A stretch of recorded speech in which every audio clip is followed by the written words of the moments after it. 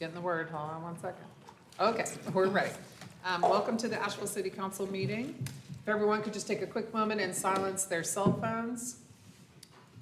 If you want to sign up to speak and you haven't already, you can at any time make your way out to the table out in the hall and let them know you'd like to speak, and they'll put your name on the list and it will show up on our screen. Let's see. Next item of business, if you could please rise for the Pledge of Allegiance. I pledge allegiance to the flag of the United States of America and to the republic for which it stands, one nation, under God, indivisible, with liberty and justice for all.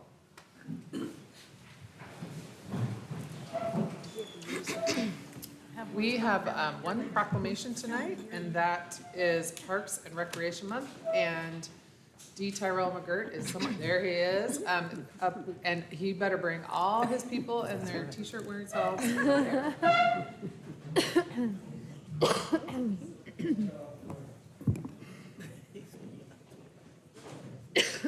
Excuse me.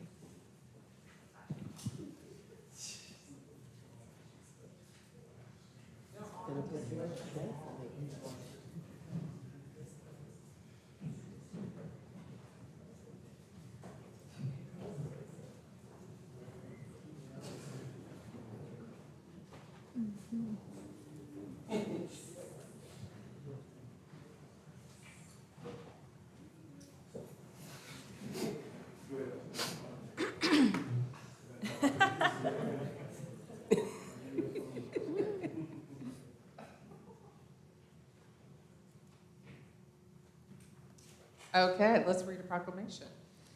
Whereas access to parks, recreation, and active living experiences are essential and fundamental rights, integral to the health, identity, and economic and environmental well-being of Asheville. And whereas Ashevilleans of all ages and backgrounds use parks, swimming pools, greenways, athletic spaces, and natural areas regularly and enjoy sharing recreation experiences with friends, family, and neighbors. And whereas guided by core values of trust, inclusion, accountability, and collaboration, Asheville Parks and Recreation stewards a well-loved system comprised of hundreds of acres of parkland and thousands of hours of free and affordable wellness, educational, and cultural programs at community centers, sports fields and courts, and specialty facilities that are welcoming, safe, and free of barriers. And whereas access to recreation programs and parks positively impacts mental and physical health by connecting people with nature, new experiences, and each other, harnessing a unique superpower that breaks down barriers and creates authentic relationships. And whereas Parks and Recreation increases Asheville's economic prosperity through increased property values, expansion of the local tax base, attraction and retention of business, and crime reduction.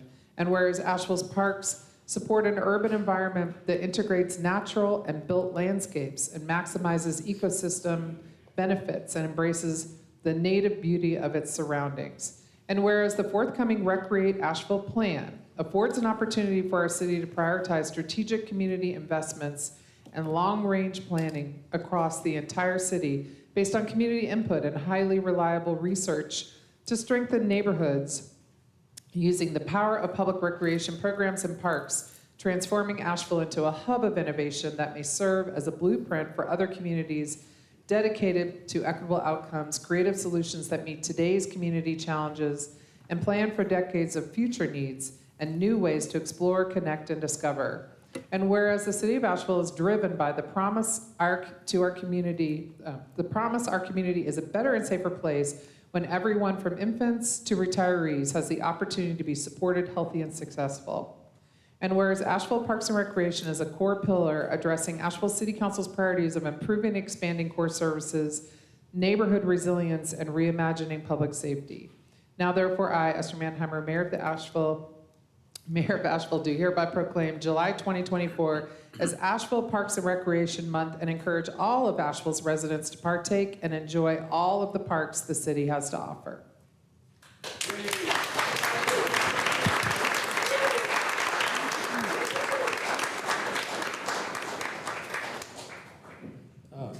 Madam Mayor, Vice Mayor, and Council, Mayor, thank you for taking some time to read the proclamation today. I'm D. Tyrell McGirt. I have the pleasure of serving as the Parks and Recreation Director here with the City of Asheville. When folk ask why Parks and Rec is essential, things like health and wellness come to mind when a primary opportunity to provide low-cost, free programming that improves the health of people's lives. We know we're doing some great social equity work within the area of Parks and Rec. And environmental conservation. We're in the business of conserving and preserving land and making sure that our built infrastructures that we have in our parks and community centers integrate well with the natural systems that we have around us.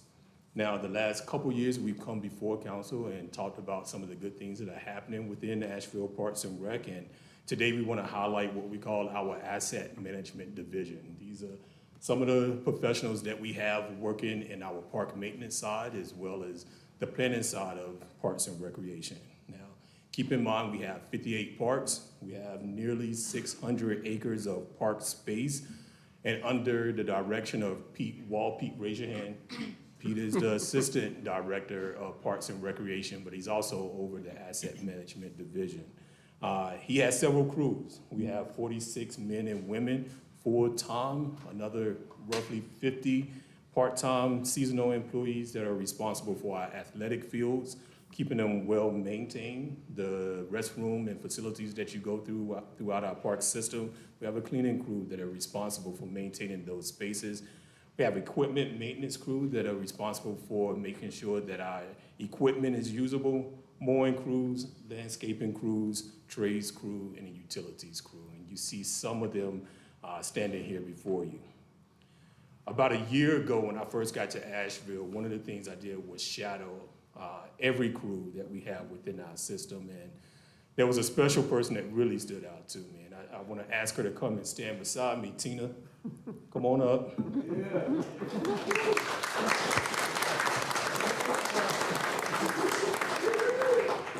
Now, we do some awesome things, and we have some awesome employees, and all of our supervisors, again, under the direction of Pete, are doing some amazing things. These are some great professionals. But Tina, I had an opportunity to shadow Tina and her crew one day, and the thing that stood out to me is Tina's story. Tina is an employee, a team member that started out as a seasonal employee with us back in 2019. She went on to be able to gain a full-time employment with the department. And then from her full-time employment, she moved up the ranks. She earned a position to become a supervisor over our cleaning crew. So when we talk about some hard work, some professionals that are doing some not so great work in dealing with patrons, our citizens that can give us a hard time, rough us up a little bit, it's Tina's leadership of the crew that she's supervising. She reminds them to be professional, keep their cool, and remember we're here to serve people. Tina is extremely dedicated. I think her crew would tell you that. And everything that she does is for the benefit of uplifting the community. She's constantly working to improve herself. She's taking advantage of some supervisory courses over at AB Tech, and she's currently working on her associate's degree. So this is the type, Tina is an example of the type of employees that are getting some awesome opportunities within Asheville Parks and Rec. And I told her she wouldn't have to speak, but we certainly wanted to take some time to highlight some of the good work she's doing, as well as her teammates here in the Asset Management Division. So, thank you. Thank you.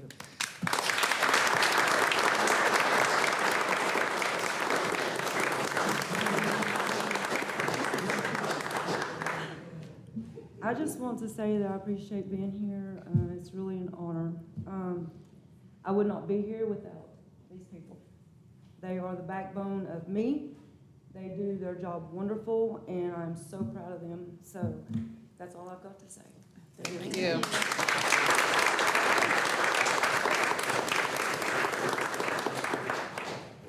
Thank you all for coming tonight. And if you don't follow Parks and Rec on social media, you need to. It will just make your day brighter. And thank you all for all the work you're doing for our community.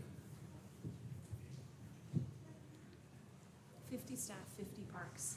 That's what I just walked 58. away with. I think their Parks and Rec is more than that. Yeah, the full. Yeah. 58 parks. Lot of parks. Yeah. Okay, all right. Next, we're gonna move on to the consent agenda portion of our agenda, but I wanted to make a comment first that I made at our agenda review meeting. Council, we had I would say we had a June so far. And, I know we're all looking forward to summer. But we did a big thing at our last meeting. We put in place a business improvement district, and that wouldn't have been possible without a lot of work in the community, lots of volunteers who initiated the request to create a business improvement district, that we're thankful to for all the work that they did. And unfortunately, we've now had 2 members of the Business Improvement District Task Force targeted for their cars have been vandalized, their tires have been slashed. This happened at their own homes, and all because they volunteered to serve on a task force that brought forth recommendations to us. And it wasn't even a council-appointed task force. It was a community-initiated effort. And I find it very sad and disheartening because although most people in our community are fantastic at telling us what they feel about an issue, using their words, we have a couple of folks, or we don't know how many folks, that have decided to use intimidation tactics to target folks that are volunteering in ways that they're hoping to make. These are folks that are volunteering their time because they genuinely believe that they're trying to help make our community better. And so I hate to see that happen to them. And I will say, we heard a lot at our council meetings, and it's difficult for me sometimes as a mayor chairing the meeting, trying to decide at what point somebody is crossing the line or being harmful in their words even to somebody else, and try to maintain a productive meeting that isn't targeting any individuals in our meeting. But we heard a lot during that meeting about how a lot was flung at us too, and our role in voting on the bid, and folks that felt like no one supported this, and we were just, we were out of line for considering supporting it. And I do want to say that,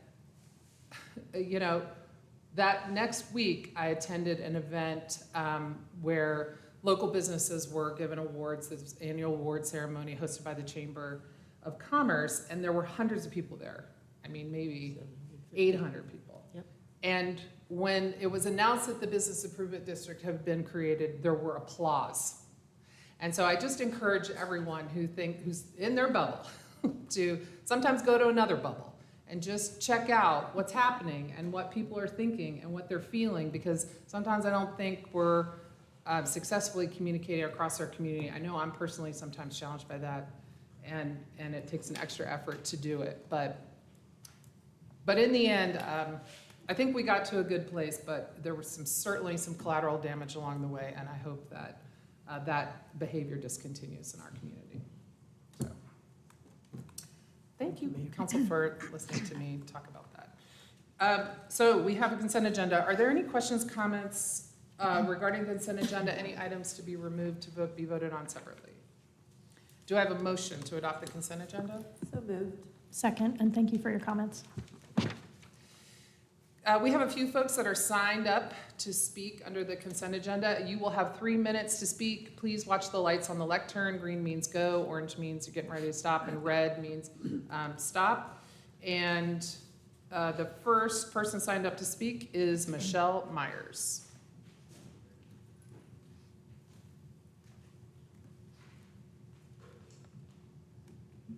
Hello, council members and city attorney and mayor, or city manager, sorry.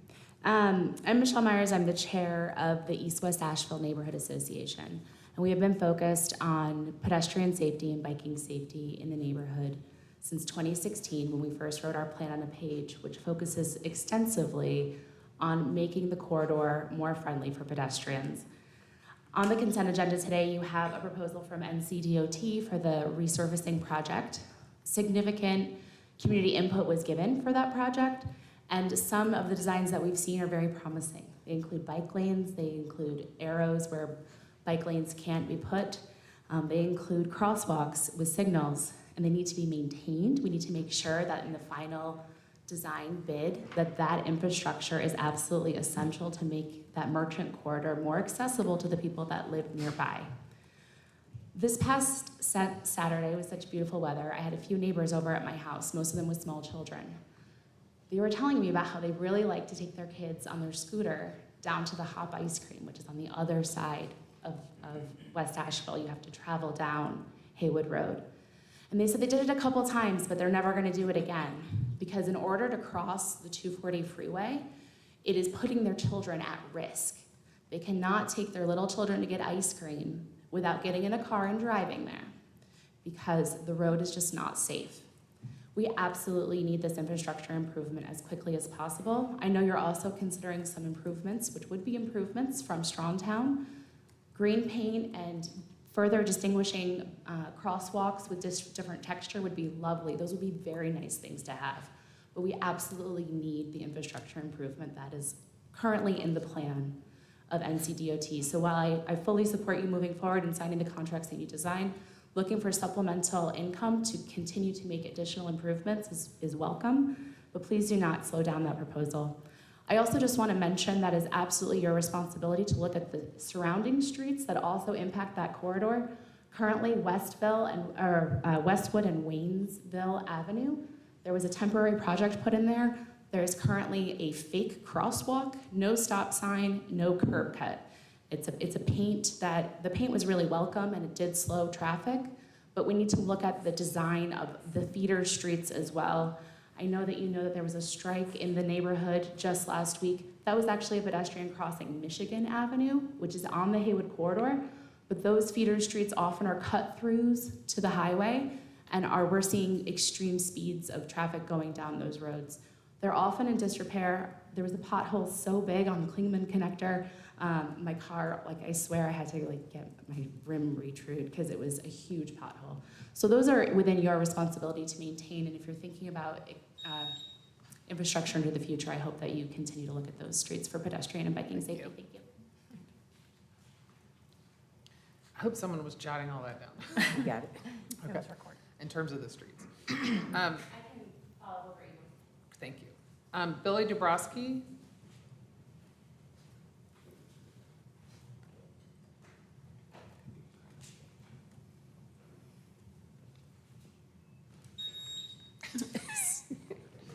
It's supposed to be a green light. Thanks, council. I appreciate you guys hearing us on this. I'm going to second a lot of what Michelle just said and say I live on Michigan Avenue. Definitely have been advocating for these safety upgrades for, literally it's been years. I think the DOT has done a great job of including input from the neighborhood association, from actual neighbors. We've had several meetings going over all this, and I think the display has been great. Their spirit of collaboration has been great, and their ability to seek out funding that makes our neighborhood better has been great. So I second what Michelle said about please look at the feeder streets. Again, I live on Michigan. There were 3 or 4 vehicles struck this weekend, that one is still sitting out there, and that's because of high rates of speed and running stop signs and the like, and it's to cut over to get to the highway. That's only going to increase once Hanover is compromised by the new highway expansion project. As for funding this and moving this forward, I know the funding's already there, but for moving the Haywood resurfacing project forward, I agree that there could be further improvements, but for right now, what is on the table and what is funded and planned for is solid. And I encourage you to adopt it and move it forward as quickly as possible so that we can decrease the danger that's associated with walking down Haywood, walking across the street on Haywood, which is only increasing with the amount of people moving into our neighborhood and the increased tax base that's coming in over there. It's, it's been needed, and to delay it any further would be a real, it would be demoralizing for the neighborhood, given the state of affairs over there and how much I think affluence is moving into the neighborhood too.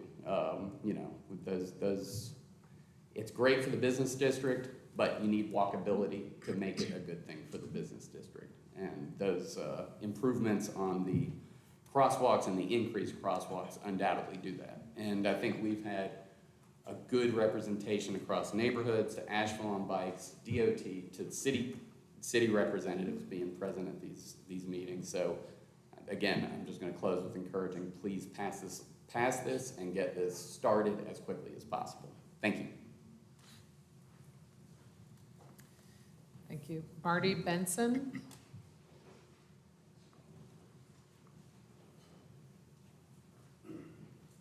Hello, friends. I live at the corner of Indiana and Michigan. A week ago this morning, I was walking with my dog to the vet, and I found a woman sitting on the sidewalk in front of BJ's, bleeding through the paper towels that she was holding on the back of her head because she had just been left hooked with her dog in the crosswalk between BJ's and the Admiral on Michigan, running along Haywood. That intersection is not going to be changed under the current drawings that NCDOT has prepared for the Haywood resurfacing. When we sat down with Strong Towns, we tried to pick off the very low-hanging fruit, the easiest and cheapest things that could be added to this plan to modify it, to make it a little bit safer. And just to sort of focus on the things that can't be added afterwards. I love the allowed use of full lane signs. Those can be added afterwards. If we're talking about designing for a 20 mile an hour, 25 mile an hour design speed and safe passage through intersections, stamping those intersections and narrowing those lanes, the contractors are going to be out there. I just urge you to lean on the NCDOT to put these specific changes into action when they actually come here.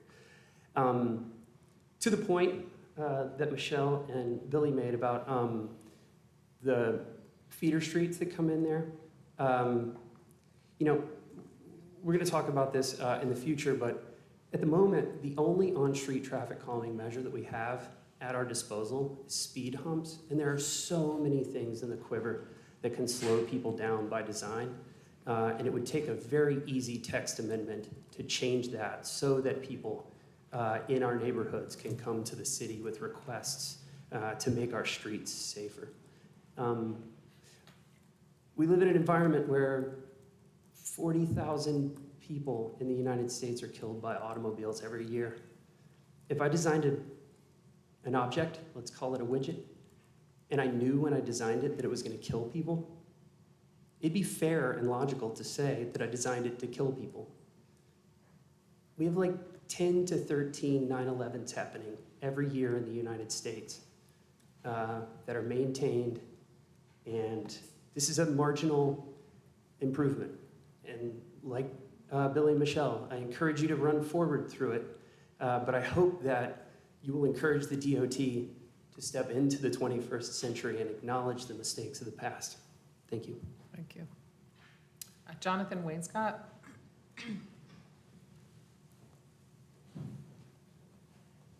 Hi, my name is Jonathan Wainscott, and I came to talk about item J, and my name is Jonathan, so it's my favorite letter, and the bike lanes are my favorite subject, so I appreciate you honoring me with that designation.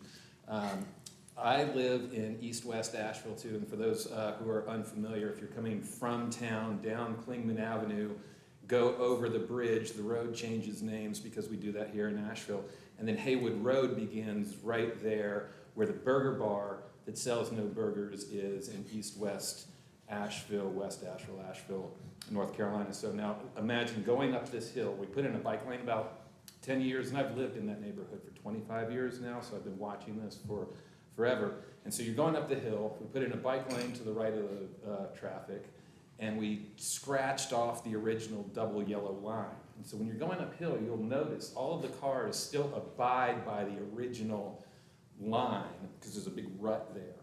And so we moved the yellow line further to the left and made that traffic lane smaller. And it left no room for bicycles on that side of the road.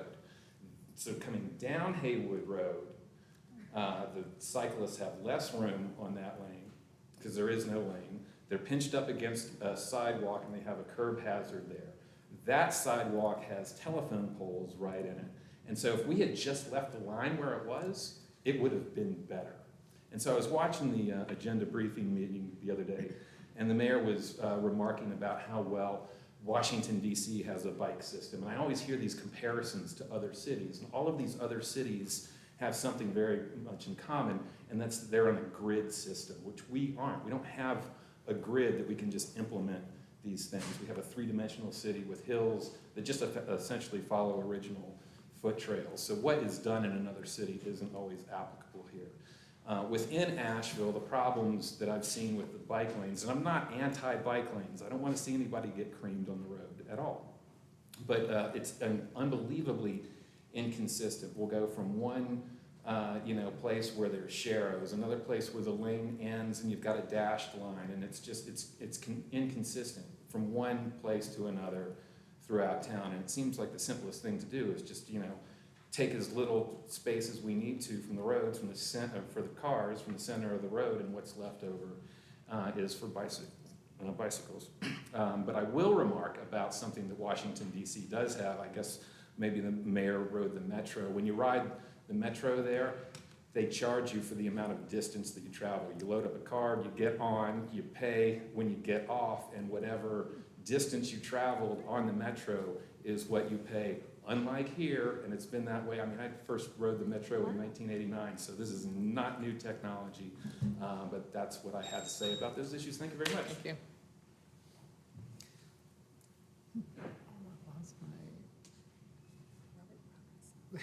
Robert Robinson. Oh, there it goes. Got too many tabs open.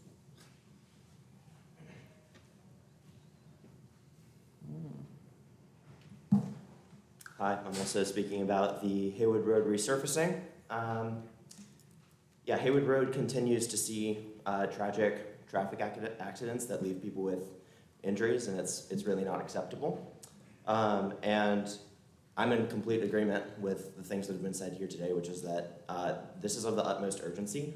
I don't necessarily think that delaying that resurfacing project would be particularly prudent. Because there are risks happening on Haywood Road every day, and every day we roll the dice on whether or not those are going to end in a tragedy. That said, DOT's input process tends to work something like this. They take a huge portion of time, gather a lot of community input, iterate on the design a tiny bit, give you preliminary designs, and then they drop the final design, and there's no opportunity for any revision after that. And so the reason Strong Towns has stepped in here is because we see the opportunity for low-cost improvements that will not delay the project. Particularly, I care about the lane widths. When DOT drops a project on your lap on the busiest pedestrian corridor in the city with lanes that are 20% wider than a freeway, that feels like a good time to step in and be like, hey, can we make some low-cost revisions to this design, move this strip of paint 3 feet to the left when the contractors are out there? And that's really what we're aiming for. Is not to gum up the works, to negate any of the feedback that has been put into this process already. On the contrary, it's really to supplement it, to make this project as effective at improving pedestrian safety as possible. And also to create a welcoming and safe and inviting corridor for the people who live here and also our visitors. That's really all I have to say about the Haywood Road resurfacing. Strongly suggest prioritizing making these low-cost changes happen, if possible. So I appreciate your attention. Thank you. Thank you. That's all the folks we have signed up to speak under this item. Anyone have any comments before we vote? Yes, please. Just a couple things. As a member of the Metropolitan Planning Organization, and also appreciating the 7 or 8 years of work from the neighborhoods and the West Asheville Business Association, folks who have lived in the neighborhood and can no longer live in the neighborhood, but also we heard from Iwana today, but there's also input from the Burton Street community and other neighborhoods along the corridor. I'm excited about the investment in design speeds for this corridor. We can put up as many signs as we want, but unless the road is designed to be safer for everyone, we're going to keep seeing preventable incidents, just like the one that we saw with the pedestrian interacting with the driver of a car. No one wants that to happen. But when we design our streets to be safer, whether it's with the NACDO standards or the complete streets or the strong towns guidelines, it's safer for everyone, including people who drive cars. And so this feels like an exciting investment, and I wanted to say thanks to everyone who took the time to come out today and provide input. Well, and let's, excuse me, and let's not drop it, because just because we can't fund it this year doesn't mean we couldn't later. We did inquire of staff if they could run down that list of recommendations to see, excuse me, to see which could still be adapted and added later, and most of them were. So let's not let it go.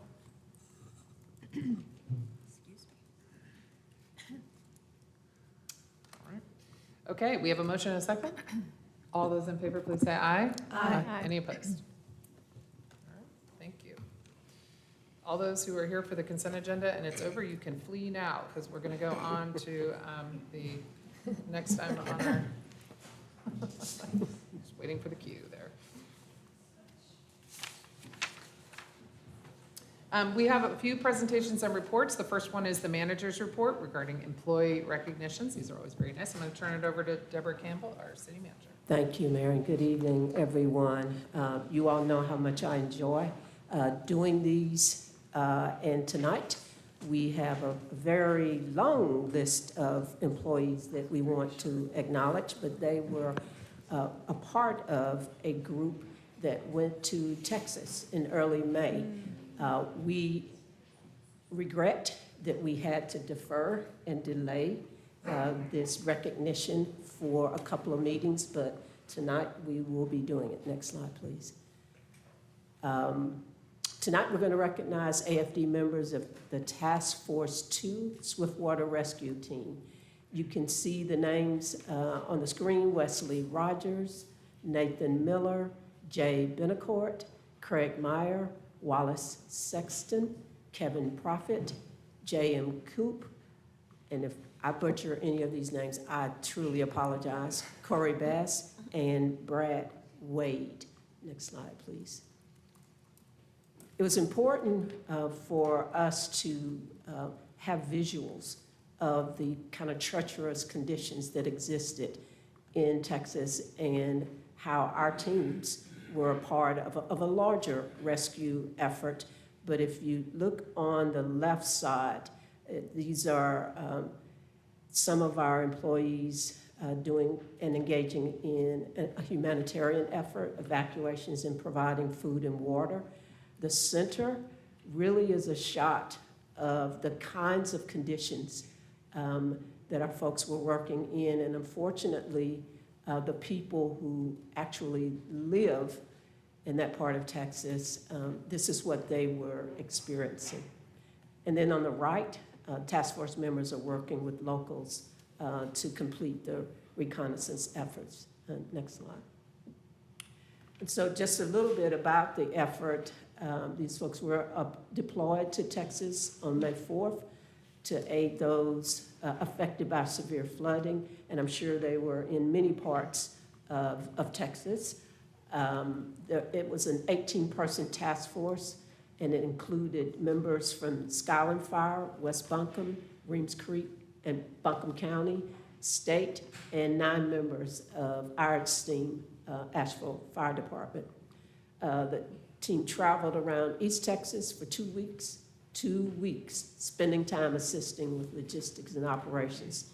And as we said, they did a lot of things, mostly related to the humanitarian efforts. Next slide, please. And so again, these were our members, and just shortly I'm going to have Chief Case come up and talk a little bit about this effort in a little bit more detail, but we also thought it was really important for our other partners related to Swiftwater Rescue to acknowledge them as well. Next slide, please. And this is a shot of our group, the Task Force 2 from North Carolina. And look at them, they look all handsome and everything. And so again, we just want to thank our employees for this effort. I'm very grateful, and now I'll ask Chief Case if he would come up and say a few more words. Thank you all. Thank you very much, and thank you, Council, Madam. This is it's pretty exciting to be up here and talk about our firefighters, and it's also tough to follow D. Tyrell, and he's a very eloquent speaker, and so I want to tell you that it's really a pleasure working with such great leadership in this city. But I'm here to talk about our firefighters, and I want you to know what it takes for them to have to do the job that they did.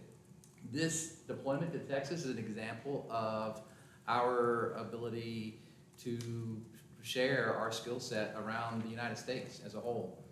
It is very important for our firefighters to be able to do that. It's also an example of our ability to work with other agencies and other departments within the county and within the United States. Their trip to Texas wasn't just one area. They were in different locations, and they did a variety of work, like you saw on the slide up there, from humanitarian aid to their initial efforts with rescue and evacuations. Very quickly, water can come up, and very quickly you can be trapped. And this group of people has that skill set to do that, to do that reconnaissance and to advise the local community leaders as to where their issues are. Many times they don't have that, because you have to remember where they were working, where they were located. There isn't cellular coverage, there isn't data, there isn't the ability to communicate real well. We brought with us the people that have that skill set to work in those austere environments, to provide communications capabilities, and to get that information to city leaders. It's important that our firefighters continue to do that, because they're bringing that skill set that they learned there back to Asheville.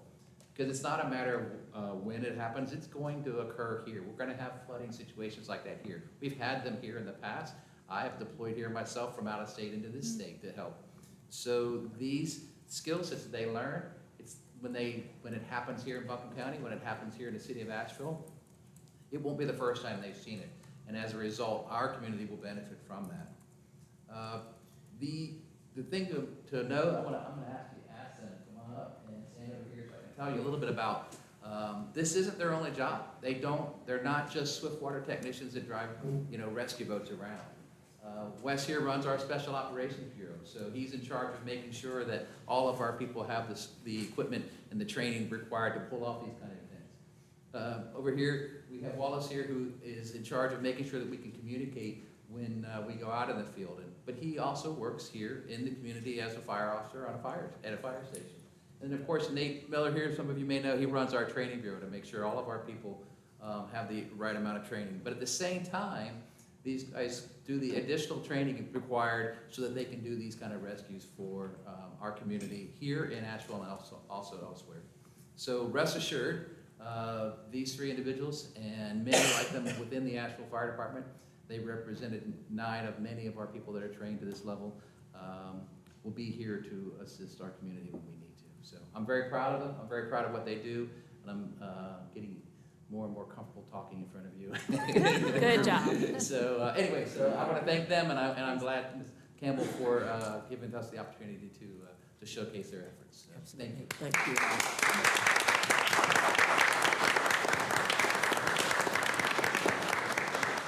Thank you very much. Yeah, and then I would just conclude with thank you for your dedication to the city of Asheville and to the public. Thank you so much. And Mayor, that concludes our employee recognition. Great.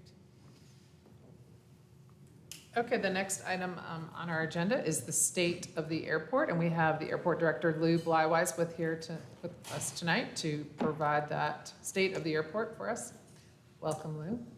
Thank you, Madam Mayor, members of City Council. Appreciate you allowing me to speak tonight to give an update on where we are with the airport for last year of 2023.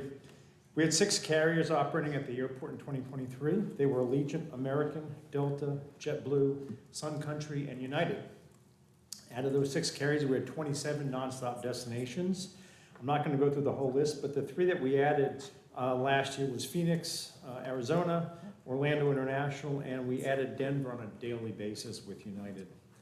A lot of this information is in the books that you've been either provided electronically or also provided some hard copies. If there is a presentation, it's No, not there's not. happening. Okay, No, it's we've not. got one linked on our agenda, but right now we just, okay, Nope, perfect. I'm just Go, keep going. Yeah, okay.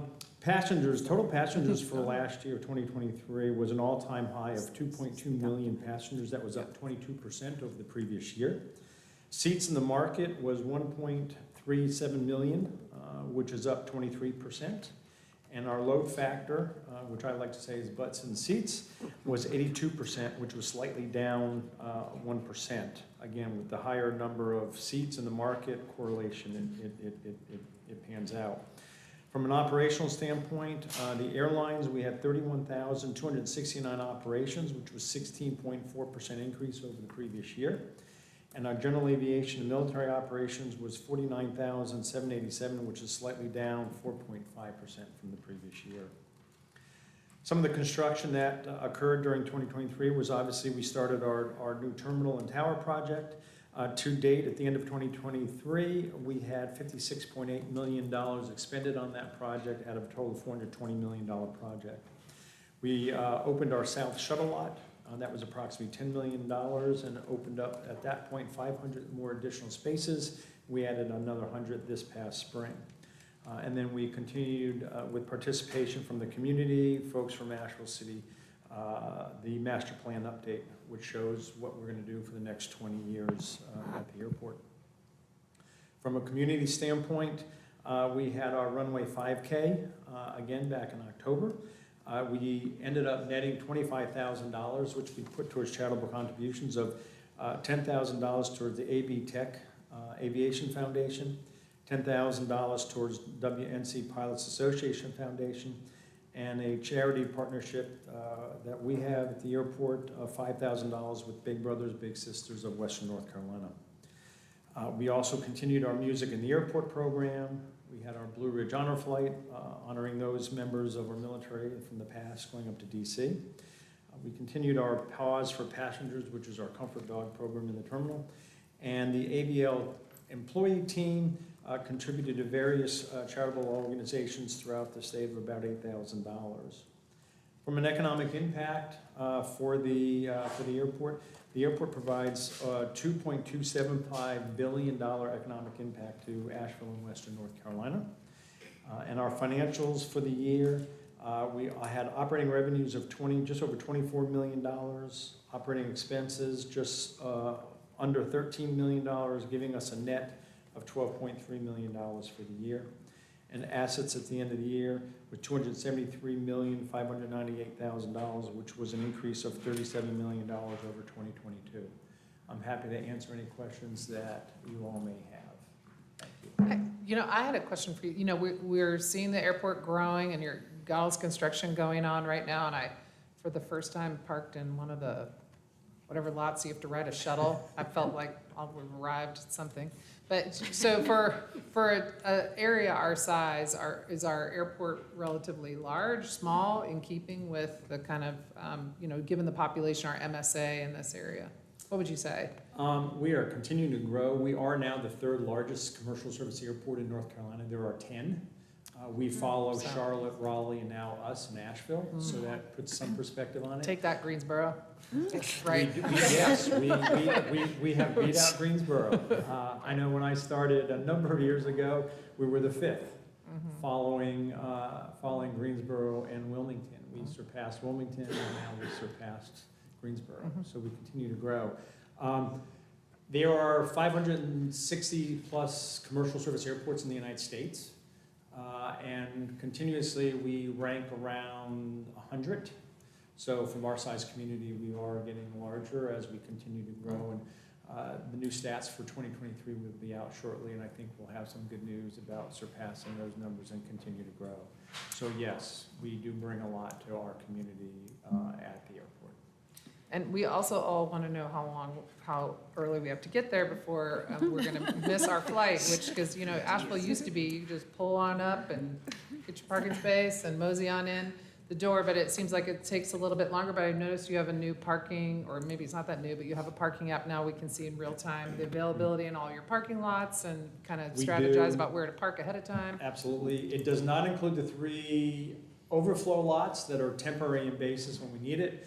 But the on-site, our website does provide live views of what our parking capacities are showing. We continue to add more parking in the future. We're designing now, we're about to contract for design of a second parking garage. And our recommendation is 2 hours before boarding time. which really puts you at 2.5 hours. And a lot of it is, some of it's parking, a lot of it's the checkpoint at TSA. I know they've been having some equipment failures, so it backs up the line. Yesterday, there was their biggest day in TSA history with over 3 million passengers screened across the country. I'm sorry, it was Sunday. And Sunday, we had over 6,000 passengers, which is our busiest day we've ever seen in the history of the airport. So we continue to grow. We are adding, public radio interviewed me yesterday. They broke the news today. We are adding, TSA is adding a 4th security checkpoint, hopefully in the middle of July. That will help relieve some issues with number of passengers, and it will be a secondary backup for if they do have a equipment failure at one of the other lanes. So that will continue, but we do stress, please get there early because a lot of that stuff is out of our control. It's TSA, airlines, or whatever, but we do ask people to get there early so they avoid missing their flight. I happened to actually fly home this past weekend, and I had a great experience. I do just want to remind folks, I feel like what I'm about to say, you're going to hear a lot as we talk about I-26 in the next 10 years too. Like, there's growing pains, and I think that, you know, the experience at the airport where it's just crowded and you're having delays because you're trying to have too many folks through a small space, the expansion you're doing, I think, is important for our economy. I think it's important for our residents. But, you know, for every rant you see on Facebook, there's also flights where everyone had an okay experience like I have had. I travel for business and continue to be really, really thankful that I have this resource 20 minutes from my front door while I get to live here. We appreciate that. We are, just so it's clear, as you all know, we are not tax-based supported. We are operationally supported. So no tax dollars go into it. So when we have a $420 million project like we've got going now, it took 7-8 years to plan that. Yeah. It takes years to find the funding for it through state or federal grants and operational dollars. So just because we're growing faster than we can lay asphalt or add terminal space. So again, we just ask the public to be patient, and we thank them for the patience that you're going to have. But when it's done, next summer we'll have half the terminal done with over 150 or about 100,000 more square feet than we currently had. And then it'll be finished in late or mid 27. Just again, it'll be a great experience once we're through all this construction. I did have a question too, and you might not have these numbers off the top of your head, but I know that I've seen over time a split between the type of folks going through the airport, whether it's me flying with my mother-in-law to go see her sister, or it's me taking my kid to see my parents who don't live in this town, or me traveling for work, these different ranges, and that there's been changes in some of the type of traveler we're seeing going through the airport. Are there any notable data points of change over the last year or two that you've seen in the type of traveler? Can't specifically say about a year or two, but I know over the past number of years we have changed. When I first got here, we were 50-50 mix, 50% business travelers, 50% leisure. We are now 75% leisure and 25% business. The business traveler hasn't shrunk, it's just our pie has gotten so much bigger, more passengers, and the majority of that is the leisure travelers. So 75% of our travelers are leisure. Just goes to speak to Western North Carolina, Asheville, and what this whole region has to offer from a tourist destination. Thanks, appreciate that. One last question. Absolutely. Historically, has parking always been the top revenue, or is this just since the deck? No, parking at airports are usually the top Number revenue one. source at most airports. I won't say all, but most airports, yes. And rental cars come in high too for your Number revenue, three. right? Airlines come in number 1 or number 2, depending. It's usually number 2. But most airports don't look to seek for profit from the airlines. We want to charge them only what they're expending to bring in more service. So rental cars usually will come in number 2, along with the concessions. So yeah. I do have one point from my experience traveling to the airport, and it made me think not only of the folks who use the airport locally, but also for our visitors, as well as for the airport's employees. The S3 transit route is serving the airport every 90 minutes. So we're having a conversation about having transit serve the S3 and therefore the airport more often. And so I invite you to consider taking back to the airport board whether or not you'd like to sign on in support of increased transit service. I I know that, once again, it's for the people who live and work here, but also for our visitors. And one of the reasons I bring that up is because I'm hearing that getting to and from the airport is a challenge. Not just for parking, but being able to get back into town, especially later in the evenings. Thank you, Councilwoman Roney. I appreciate the information. We're happy to have those conversations. We do support in any way from a capital structure. We can't, the DOT and FAA limits what we can do to subsidize or support additional routes makes it very difficult for us to do. But when we put in the current location of where the bus transfers or the bus systems are, that was all capital costs that we were able to do because we were allowed to do that. But we do welcome that kind of service to improve not only for travelers, it's a lot of employees that do try and take public transportation to the airport. So definitely encourage that type of transit. We have that similar relationship with Apple Valley Transit, I think it is, or Apple Transit from Henderson County. We are the actual transfer point between the two bus systems, between the two counties. So it happens at the airport. So it is something that we do try and multi-mode and try and facilitate that on our property. Thank you so much. Any other questions? Okay, great. Thank you for Thank you coming very tonight. much. Have a good evening.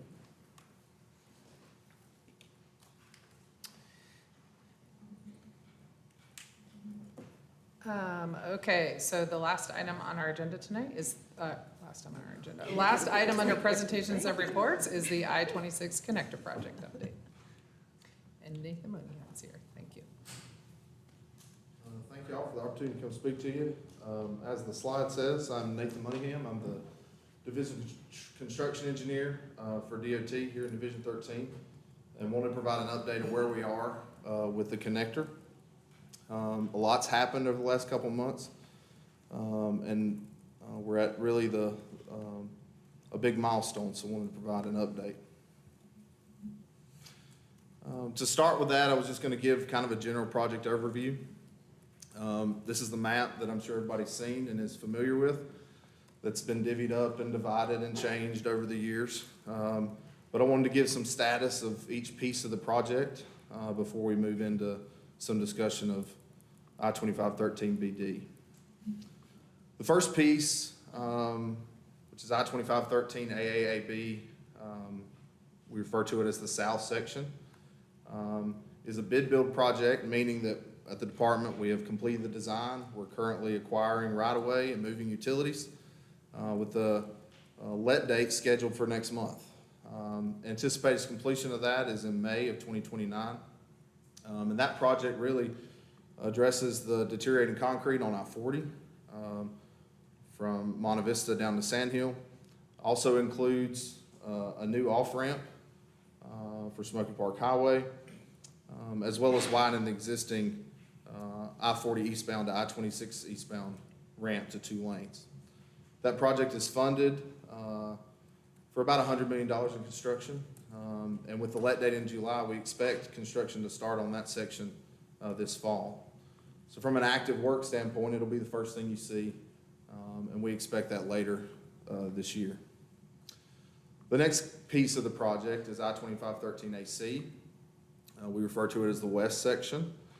And it's another bid build project, meaning that the DOT has completed the design. We are actively acquiring right-of-way now and beginning utility relocation. Our let date currently for that is November of next year in 2025, with a completion date anticipated in 2031. This project is really the widening of I-240 and I-26 up to the Haywood Road interchange. It's a 6-lane widening. It also includes the improvements to the Brevard Road and Amboy Road interchanges, those becoming a split interchange and connecting those two together. The funding for that currently, we're at around $44 million in right-of-way and about $220 in construction. The last piece I wanted to kind of highlight before we talk about the largest piece of the project is I-2513C. And that's the remaining piece of the project that still needs to be funded. It is funded for PE only. We are doing some very preliminary design work in terms of the document, which it's included with the entire larger project. We are pursuing that funding slide says it was to be reprioritized in P7. That has happened. It was unsuccessful at the statewide tier, and will recompete in P8. But ultimately, our estimated cost for that project right now is around $280 million, both for right-of-way and construction. So that brings us to the largest portion of the project, which when you say connector, this is generally what comes to mind. And that's I-2513BD. That's the north section. It's the section of the project that is a design build, meaning the contract that we have awarded is not just for construction, but for finished design, right-of-way acquisition, and utility relocation, as well as construction. From a schedule standpoint, that contract was awarded in May. Our current completion date is anticipated in 2031. The scope, again, is to widen I-26, I-240 up from Haywood Road to Patton. Improvements to both the Haywood Road and Broadway Road interchanges. The improvements to Riverside Drive, which are included as the D section of I-2513BD. And then the new location interstate across the French Broad River. Our current funding for that, as you see there, we're funded about $175 million for right-of-way, a little less than $30 million for utility relocation, and about $825 million for construction. Those numbers are important when we talk about the next couple slides. So what have we been doing with I-2513BD, with the design build project? So a little bit of history. We began the procurement process back in January of 2023. We had 3 shortlisted teams that competed for the project in a very highly confidential process. Throughout that process, they're working with us at the department to develop technical proposals as well as price proposals at the end of procurement, ultimately to secure the bid, being their goal. At the end of that process, all the design work that's done by those teams in that competitive process is submitted, and we open bids in February of 2024, which that was covered, I know, widely, but our bids that we received exceeded our allowable range from our estimate. And we're well above what was generally expected. And because of that, no award was made for the project. So for a design build project, when that happens, it's not, we've spent a year or so in procurement working one-on-one with teams to develop and get to that process. So our standard policy allows us to go back to those 3 teams and secure their best and final offer. That process allows us to work one-on-one, work with them, and basically relet the project with any additional changes that we want to make to adjust cost. In that process, we very quickly realized that a lot of changes may be necessary.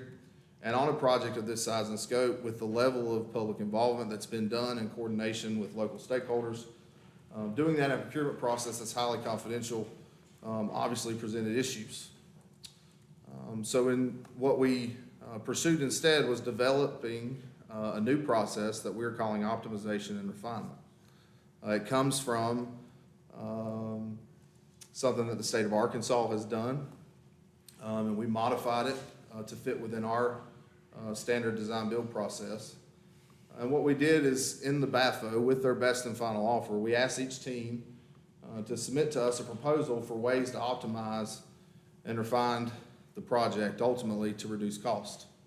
And to do all that post-award after we had selected a winning contractor. The principles of that and why we chose to go that way is, one, it allows us to address a lot of the high-risk items associated with design build projects and projects of this size and scope, and to do that post-award. It allows us to do it collaboratively with the winning team. Rather than us making changes, we can have an open conversation with them what their risks are, and work with them to find solutions that ultimately save cost We can also work with them collaboratively on project scope, as well as bring in stakeholders into those conversations as we go through this process. It also allows us to incorporate innovative designs without impacting their schedule and their best value. Meaning, in a typical design build process, as soon as we award the bid, they begin straight into final design. This period of O&R, which we've defined as 6 months for this project, allows us to pause, to look at this openly and collaboratively, and make adjustments and still maintain the overall project schedule. So what were the results of that? So after we incorporated that concept into our request for proposals, bids were reopened in May. They were received on May 7th.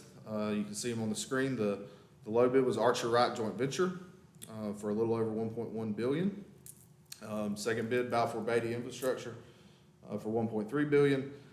And Flatiron United Blythe Development Company Joint Venture for $1.7 billion. Based off those bids, and again, those are similar numbers what we had in February, but we had included this process that will allow us to work with them post-award. So based off our new process and these bids, the project was awarded to Archer Wright Joint Venture, and the contract is in process of being executed. With that expectation that we go in June. I need to speed it up. So what are the next steps? So O&R is a 6-month process that we'll be working with them collaboratively to look for scope reductions, risk mitigations, construction inefficiencies that we can correct. What are the things that we're looking to maintain? So the key function of the project that throughout this process that are sacred, we're looking to maintain. One are the FEIS and the ROC commitments. We're looking. Can you remind everybody what those Yeah. mean? I can, sure.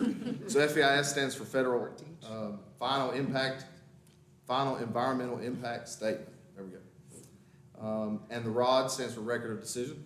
Those are our documents that take the last 30 years of coordination. Those are federal documents, and they contain all the commitments that have been made to get to this point with the community and environmentally through the project development process. The other piece here that will be maintained is the aesthetic treatments agreed to with the city and our agreement that's in place. The other key thing that we'll maintain is the separation of I-26 and Patton Avenue traffic, which is a major goal of the project, to separate interstate and local traffic. And then lastly, also to maintain the pedestrian and cyclist connections that have been developed through the preliminary plans. Those may be modified, but our goal there is to continue to maintain all the connections that have been talked about again for many years at this point. So what are the next steps? Well, we're going to continue to work with our winning team, with Archer Wright Joint Venture. During that process, this 6-month process, they're being compensated as a part of their bid. And we'll work to mitigate risks to create a more efficient and optimally priced project. With that, there'll be a lot of coordination with local stakeholders. Meetings with City of Asheville staff have been ongoing to pull them into that process. And ultimately, at the end of that period, we'll agree to a new contract amount and begin work on the final design and construction of the project. In the event that this process over the next 6 months doesn't result in enough cost reductions and optimizations, there is a clause in the contract that the contract could be terminated. At that time, we would determine a new procurement process. I will say we feel very confident about our ability to meet our goals from a cost perspective, and we do not expect that to be the case.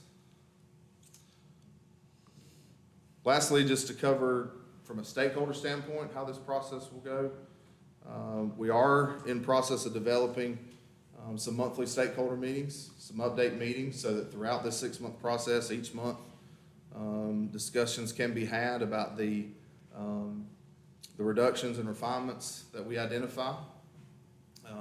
Our first meeting for that is anticipated probably towards the end of July. Anticipation is those will be staff level meetings, both with city staff, other municipalities, and the MPO. And then again, even more coordination with the city staff specifically on ideas and refinements that are of specific concern to the city. And some of those meetings have already been happening and will continue to happen. Lastly, from a public standpoint, in just the general terms, after completion of O&R and we've refined the project and we've got a final set that we can share publicly, we will through our public involvement office, be carrying those final preliminary plans to the public.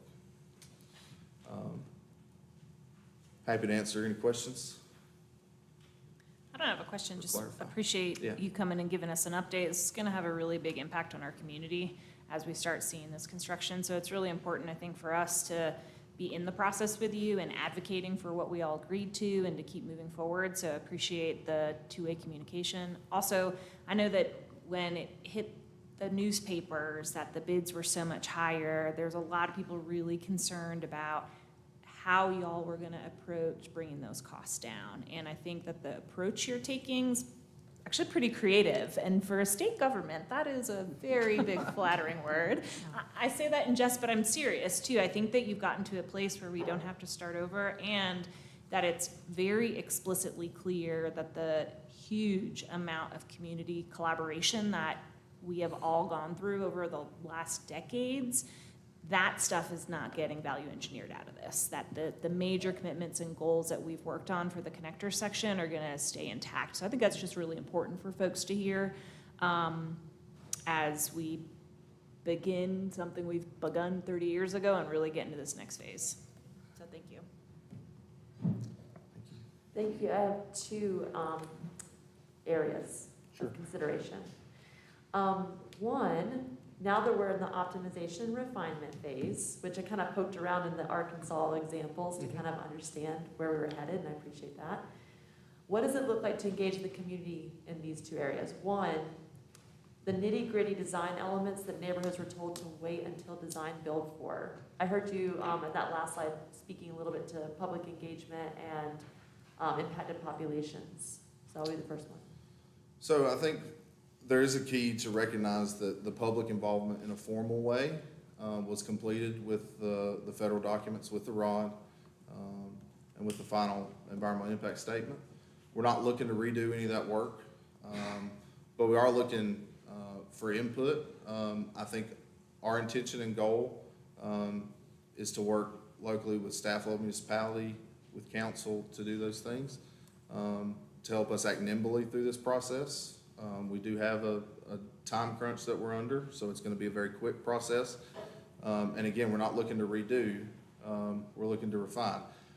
The other thing that I would say is a lot of those conversations that have been had in the past of this idea, let's wait here, there, we know what those are. And we've already included them into our conversations. Some have already been discussed with the team about implementing. Design speed on patent is one of those that we're definitely pursuing, just to throw out an example. So those past conversations and that past knowledge over the years of just helps us even more inform where to look through this process as we start to try and reduce cost. Thank you. And I know there's already a project page for this, so I'll just go ahead and sing the same song. It really helps if we can all work from the same sheet of music.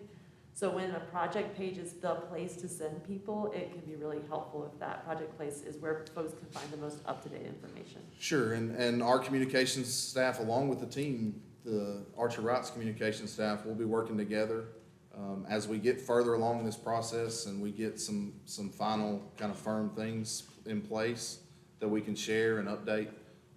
We'll be looking to do that because we want to be able to get that information out as quickly as we can, but we want to make sure that we're confident in what we share.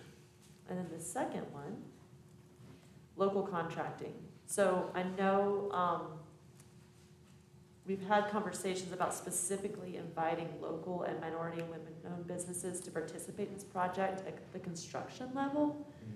So how is DOT engaging in the community that's both historically and will currently be negatively impacted by 7 to 10 years of construction So they might engage in that economic opportunity, because this project's like $1.1 billion.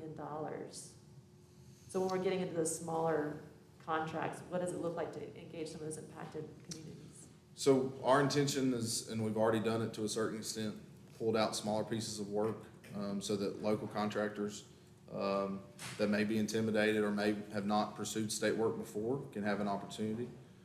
We're in discussions about how to let those projects. One of the ways we can do that is letting them as what we would call an SBE, small business enterprise, which removes a lot of the requirements for certification and things that we do. So that's one of the things we're pursuing. I think even within O&R, those opportunities might even increase as we start to identify pieces of the project that maybe can be pulled out and set on a different schedule, and find some cost savings there by pursuing that work. So that's something we'll keep in mind. And again, even our community outreach will continue. Burton Street, for example, is one where that working group's still in place and will continue on as it has, and all that information feeds back into what decisions we make with the larger project. Thank you so much. I appreciate that commitment. Any other questions? No? Thank you very much. Thank you. You'll just be doing this for another several years, or we'll, Until you retire. Sounds like a plan. Okay, council, we're gonna move on to the public hearings portion of our agenda. The first one, public hearing item A, needs a motion to continue it to the July 23rd, 2024 meeting. Do I have a motion? So moved. Second. All right.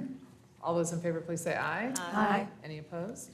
All right, we're gonna move on to item B, which is a public hearing to consider the conditional zoning of 172 Moody Avenue from Highway Business District and RM6 Residential Multifamily Low Density District to commercial expansion conditional zone for the purpose of constructing a mixed-use development with 349 residential units and approximately 21,000 square feet of commercial space. And Clay Mitchell is here to present this. Mayor, councilors, I'm presenting to you a conditional zoning petition on behalf of my colleague Will Palmquist, who is enjoying some well-deserved vacation time. My presentation is going to focus on the application as it was submitted to the Planning and Zoning Commission. But however, there have been a few changes made recently that I've gone over with legal staff and the department, and I will highlight those. They're fairly minor, positive changes as well as I go through the presentation. Let me give you some context for the site. This is way out on the west side of Asheville on Smoky Park Highway, across Interstate 40, beyond the Home Depot that is to the northwest of Smoky Park Highway. You know the access at the point, if you're familiar with the new bridge that is accessing the Inca Commerce Park, as well as the county sports facility on the south side of Smoky Park. This aerial has the topography in it because it is a hill. It's a significant climb from Smoky Park to the northern part of the parcel. It's that entire red area that you see there. The land immediately south of Smoky Park Highway is actually county land. To the north is Interstate 40. Just beyond Interstate 40, the county has recently approved a 299 unit multifamily development, and we here at the city in the Inca Commercial Park have approved some large buildings in a multi-phase conditional zoning that you saw last year. That's kind of the context of the area. Smoky Park Highway has some existing pedestrian facilities. This application will actually solve some of the gaps in that area, but that's the general context for the location of this project. The proposed rezoning, and this is where I'll highlight one of the changes, the lower portion on the left of the existing parcel is highway business. The upper portion is currently low-density multifamily, RM6. The boundary of this is going to change. Two of the lots that were designated for future development are being requested by the applicant to be taken out of this conditional zoning. So there will be, for lack of a better term, a bump up from Smoky Park Highway of two parcels that will not be included in the conditional zoning. Those will retain their designation as highway business, and they would be developed in that, under that district's requirements. The future land use designates the portion of the land along Smoky Park Highway as urban corridor and the rear portion as residential neighborhood. The site is constrained by a few items. The large red line that you see going through it is actually relates to the width of a large transmission easement that goes north to south through the parcel. It bisects the parcel. It includes some fairly large towers down by Smoky Park Highway, and they get a little bit more into scale as it approaches the northern portion of the project. The large circle at the very top of the property is an existing multifamily development, I believe with 5 buildings and 20 units. The smaller circle in the middle is an existing cell tower. It's a lattice tower. It is also on the site. And in the lower left circle with the little square in the center is an existing cemetery, and access to that cemetery will be preserved. These are the constraints that the site is working with. This is a good time to show you the 2 gray parcels in the lower portion are the parcels that the applicant is asking to remove from the conditional zoning petition. In the original petition, they were included, but no specific development had been decided on those parcels. To the right of the thick red line is still proposed to be a part of the conditional zoning, and is proposed as an approximately 20,000 square foot grocery store. The placement of the building on that property is affected by the location of the easement, and there's a very faint circle that you can see, which is a zone around towers where you cannot put buildings. So the development itself is comprised of predominantly multifamily residential in the buildings that you see here, 8 buildings. There are 3 types of building. Type B is the large angled building in the center. This has 90 units. These are all 4 to 5 story buildings with a height of 60 feet. The smallest type is the type C buildings, which have 45 units, again, 4 to 5 stories. And then the final type is type A, where you see on the extreme right and left of the building. This is in between those with 60 units. I do have a unit count for all those units. The current programming is 35 studios, 86 one-bedroom apartments, 155 two-bedroom apartments, and 69 three-bedroom apartments. The future plan use, this is where the change would be very specific. Lots 2 and 3 would be taken out of the conditional zoning, and lot 1 would remain with the grocery store. The other associated uses on the property are a clubhouse with a pool and amenities for the residents. To the right of the clubhouse is a public, a resident space, including currently showing a playground and other kinds of amenities. The last type of development is a small portion in the upper right of townhomes. So there's kind of a transition in housing type, and you get up to that upper portion where it connects with the roadway up there, and there are 8 townhome units planned. There's a significant amount of pedestrian connection on this site. We've worked with transportation and the applicants to develop what we think is the best way to move pedestrians around this site and actually get them down to the commercial areas and Smoky Park Highway. So starting from the south, the new sidewalks along South Smoky Park are programmed to be 10 feet wide with a 5-foot utility strip between the sidewalk and the road to provide that atmosphere where it's a little bit more comfortable to walk down the sidewalk with grass and trees next to you rather than right up against the pavement. This is kind of a pedestrian collector, if you will.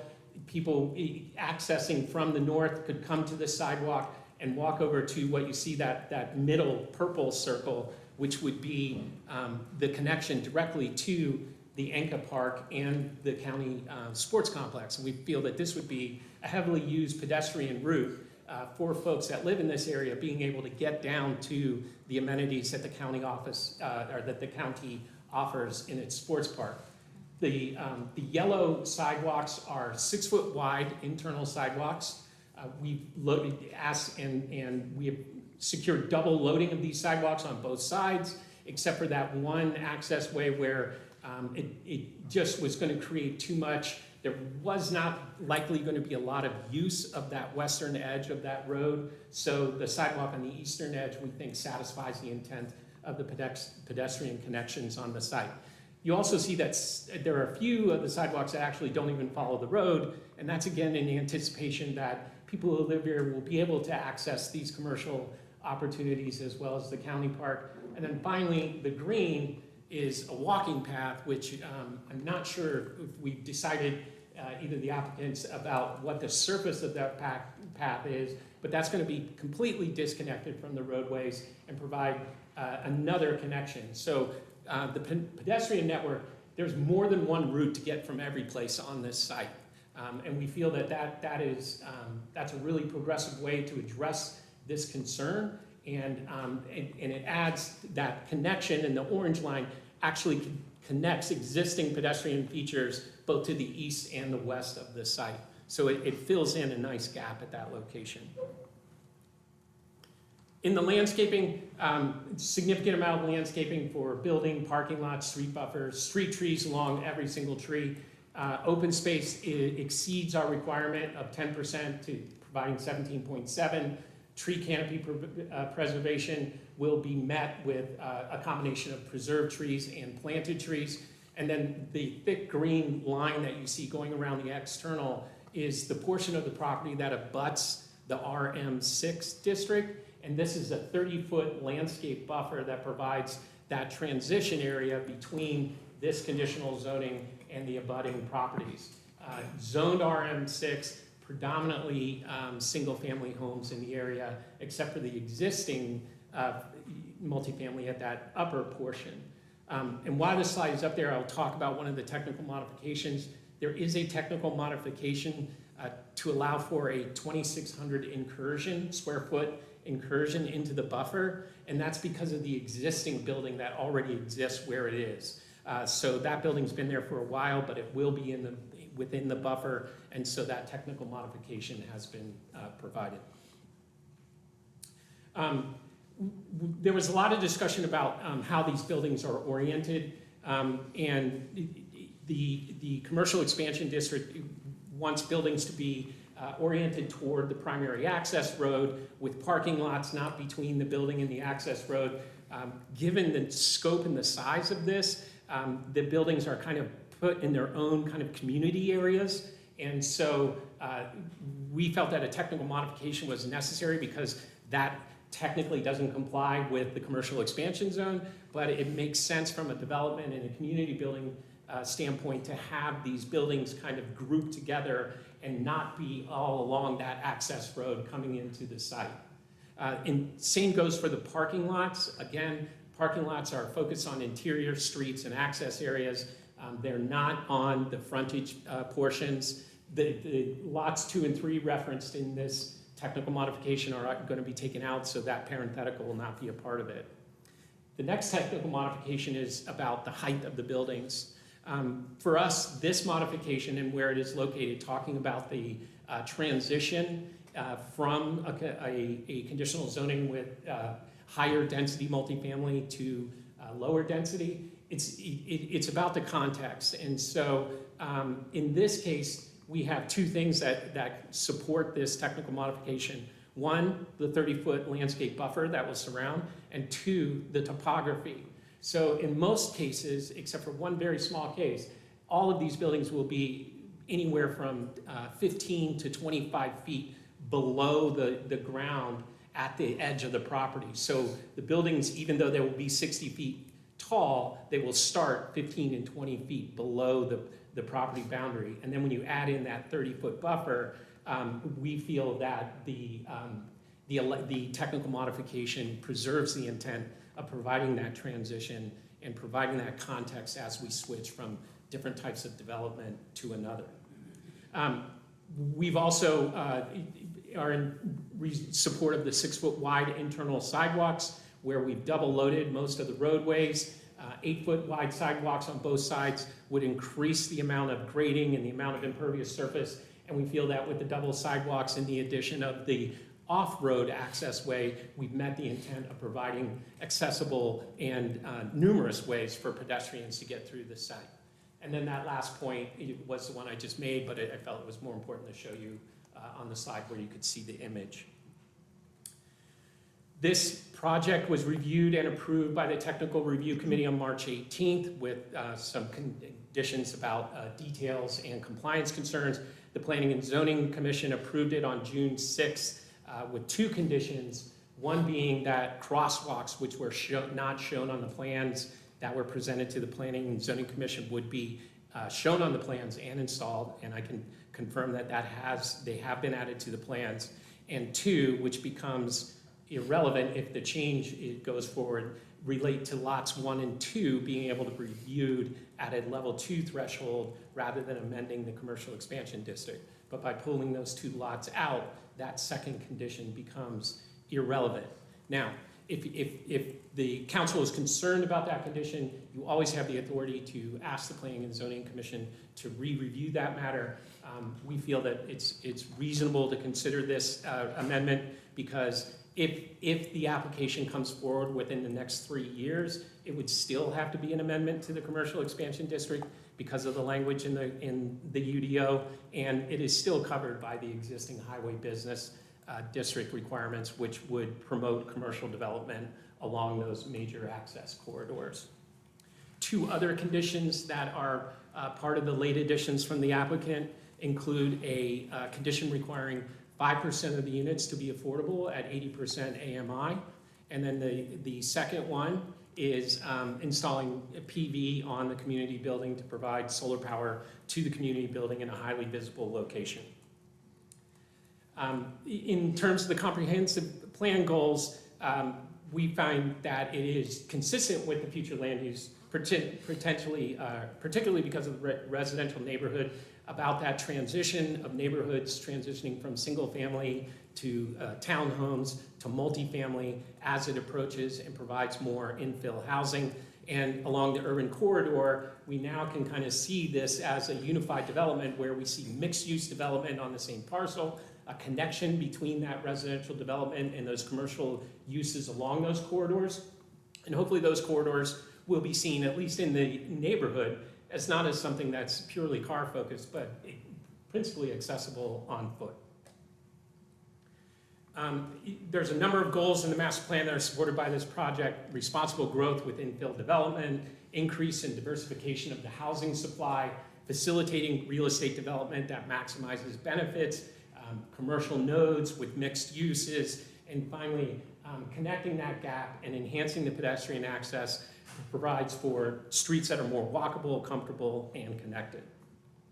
Accordingly, we concur with the Planning and Zoning Commission's recommendation for approving this conditional zoning petition. Thank you. Thank you, Clay. When you mentioned the latest editions of the solar and affordability, my recent talks with the developer had said 10%, and then I saw them kind of signal yes, so just... Oh, I'm sorry, yes. That's okay, and if we have questions for them, I'm sure they can speak Yes. to it, but I do believe it's 10%. I really want to thank the development team, too, for so many 3-bedroom units. This is something we've been talking about, that we're not seeing many larger units created. We see a lot of 1-bedrooms a lot of times, so I commend the applicant for bringing those in. It was a nice surprise. We weren't sure a few days ago how many were in there. I'm thrilled to hear it's 69. It also appears from the documents that it's a local development team, which I also appreciate and just wanted to point out. Couple things. Thank you for already answering my question about renewables. Can you speak a little bit more about where they're at on the project? In terms of?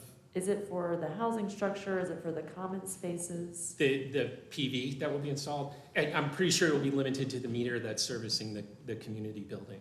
Okay.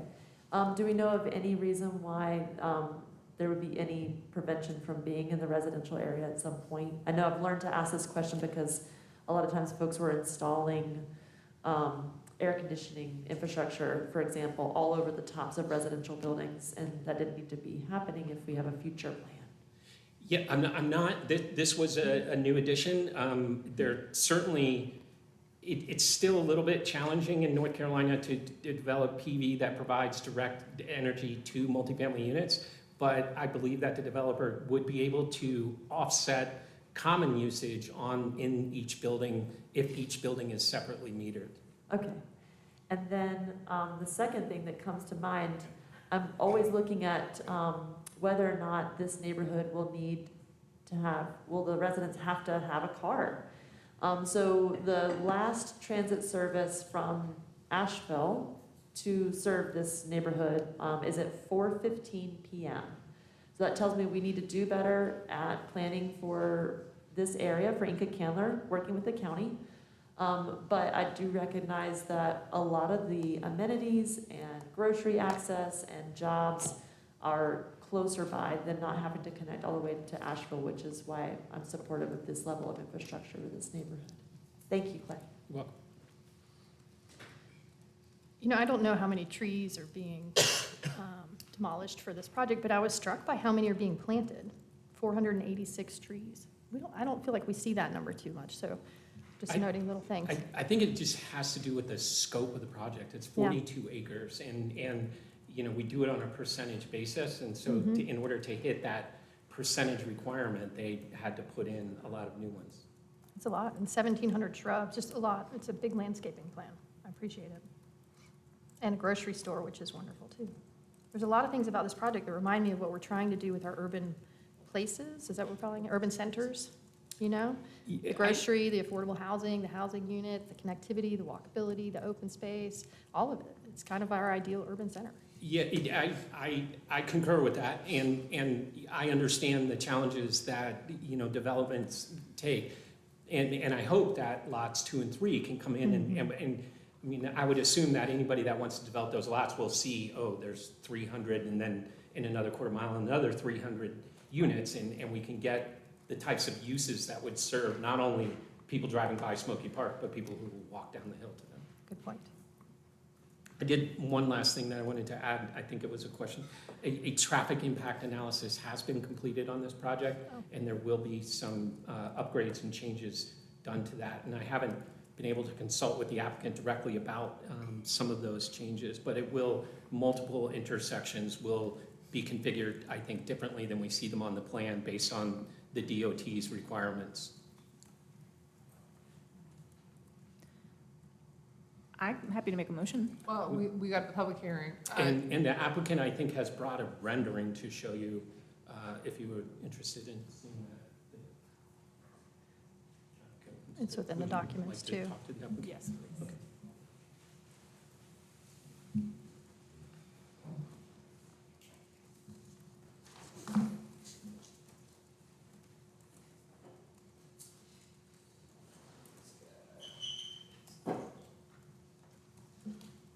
I'll try to be quick. I think Clay did a fantastic job as usual. I did want to hand up the red line on the project conditions, so that gets into the record. I've already sent these to the city attorney as well as to planning staff, so I'll hand these up so you guys can take a look at those.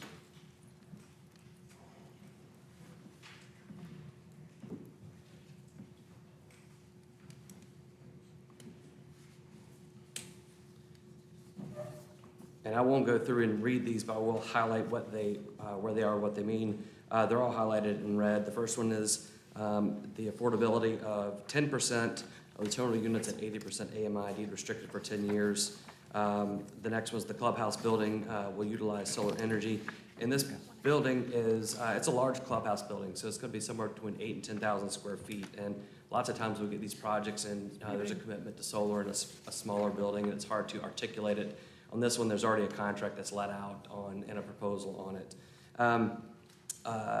New condition 14, lots 2 and 3 shown the site plans are not part of the project parcel being conditionally rezoned. And that's what the site plan is I'm getting ready to hand around to you. And then the last one is an expiration condition. And we've been working, Will Palmquist and I, on this language. Given the lending markets for these larger projects, we try to ask for the 5 years. At the end of that 5 years under your ordinance, the city has the option to come in and rezone it to something else. And so that's how the ordinance works. And we send it over to Mr. Brand as well.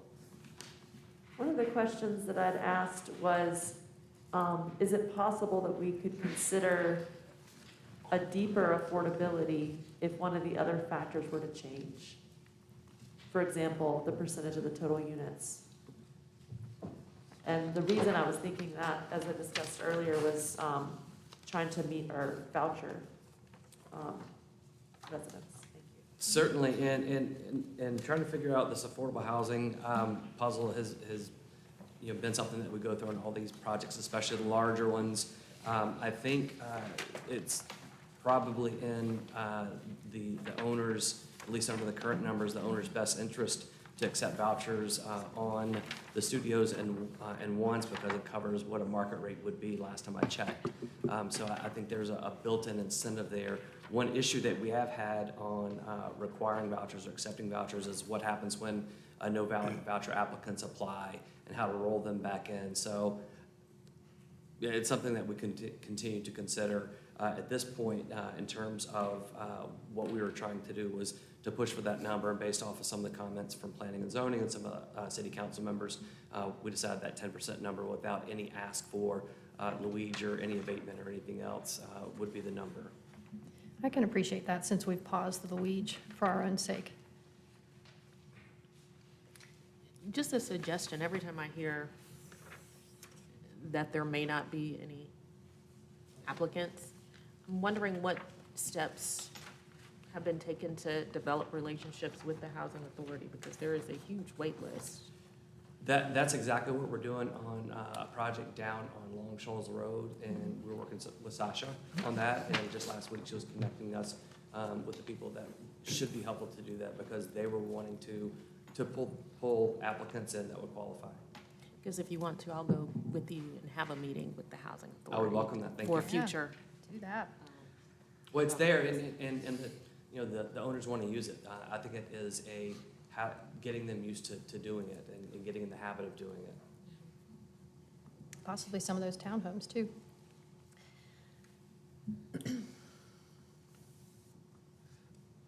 Will you help me just for one second? Is that the CVS or the Food Line that's the large building on?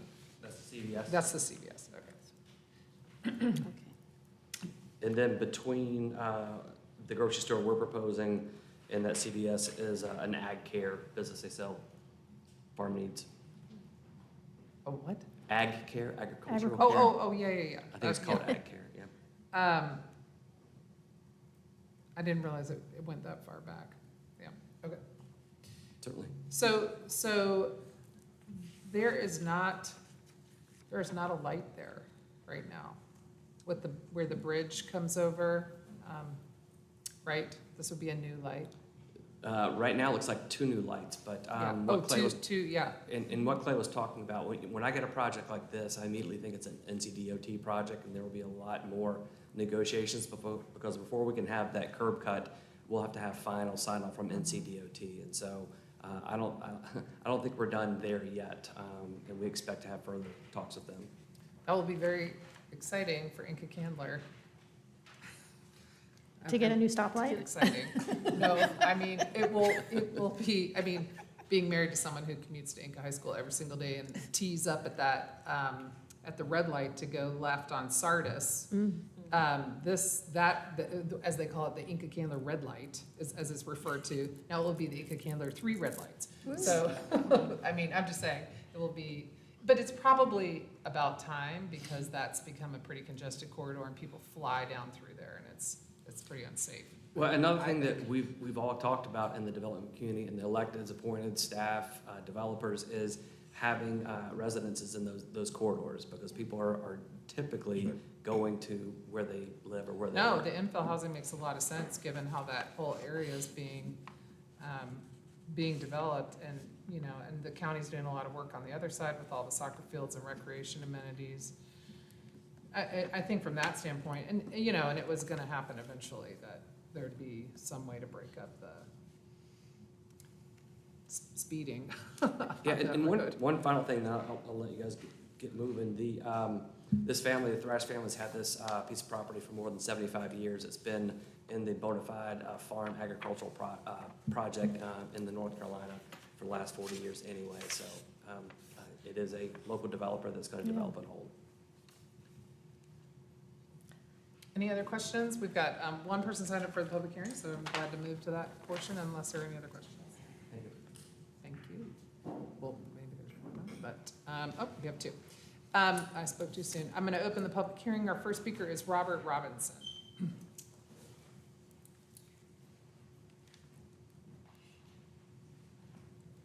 Y'all know I love multifamily housing within city limits. That has not changed here. I think this is a fantastic project. The things that y'all mentioned also very much excite me, particularly the pedestrian amenities. The access to a grocery store on site is amazing. That's incredible. And yeah, I just want to, and also the mixture of unit types is a huge deal.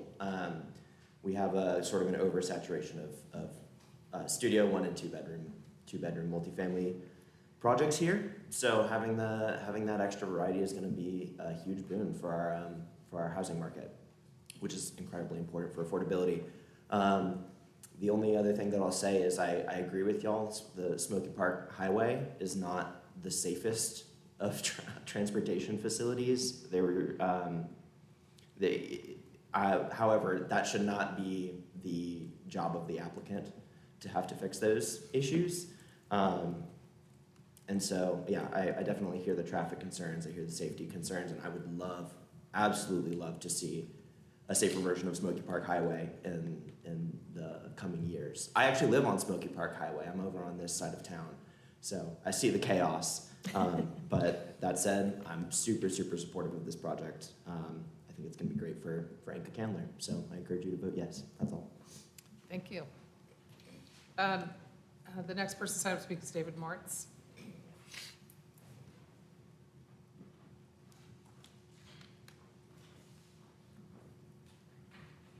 Good evening, City Council, Mayor, Vice Mayor. I think this is a good project. I think we need housing, as you know. And we also need housing in the main transportation corridors. That's a problem we have in Asheville, is we have what comes first, the chicken or the egg? Because we're talking about the bus, but we don't quite have the density along our transit corridors. And that's not by accident, that's because our zoning was set up that way. So for example, in North Asheville, we have single-family housing, and the idea is the commercial corridors for retail. But that zoning is out of date now. And this is an example of how we need to use our commercial corridors for housing now. It can't just be for retail. So, for example, the zoning on Merriman only allows you to build a 6,000 foot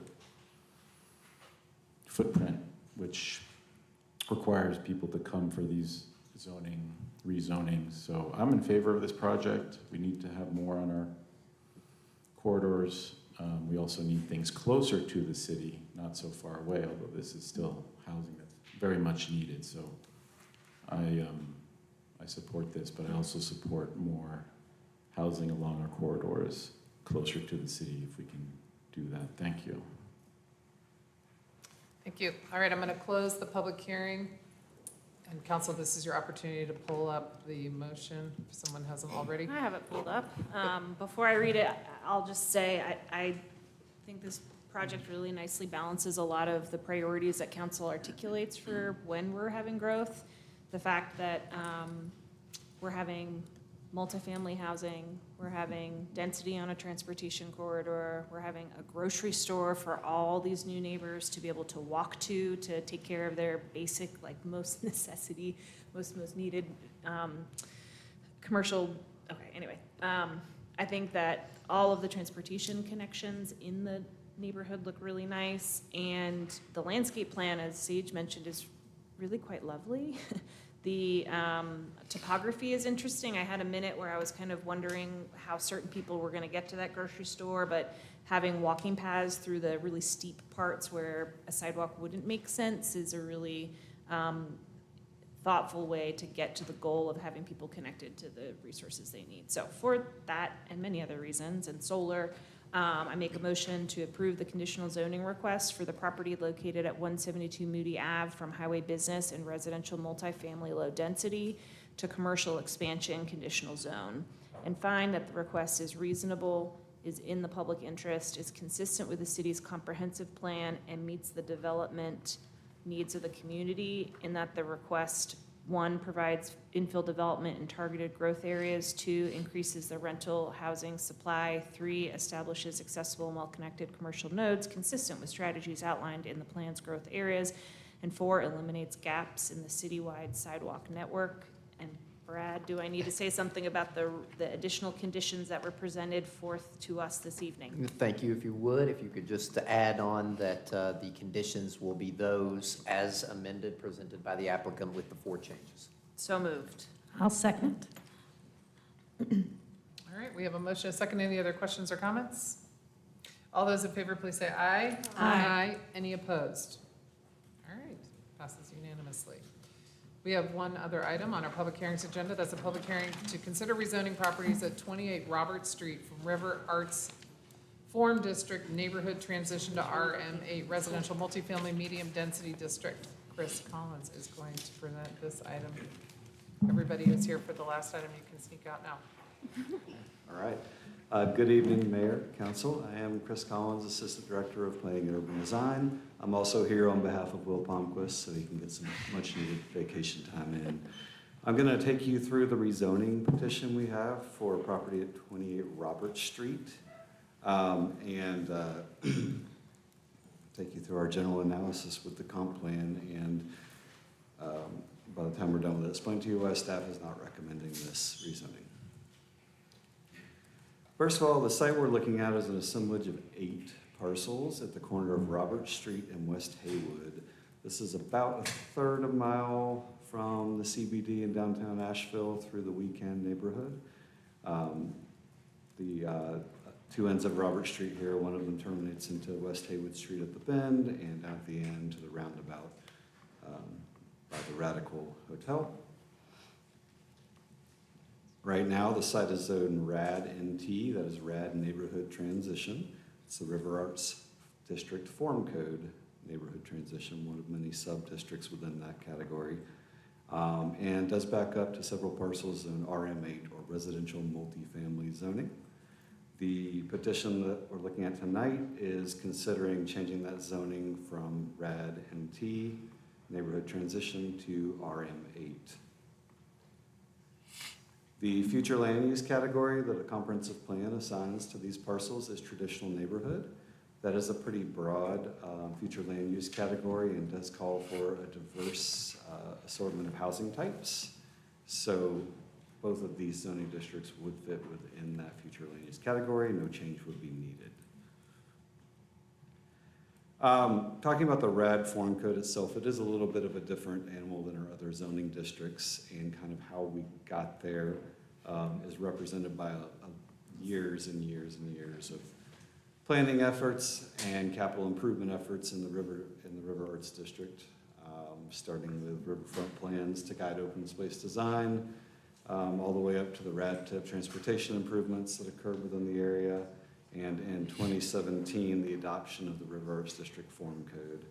That was a 2-year effort that involved many opportunities for public engagement. Some of these, you see an example here, a week-long charrette, lots of releases, and many opportunities to meet with the concerned stakeholders within the area to come up with the best plan for the future of the land use of the River Arts District.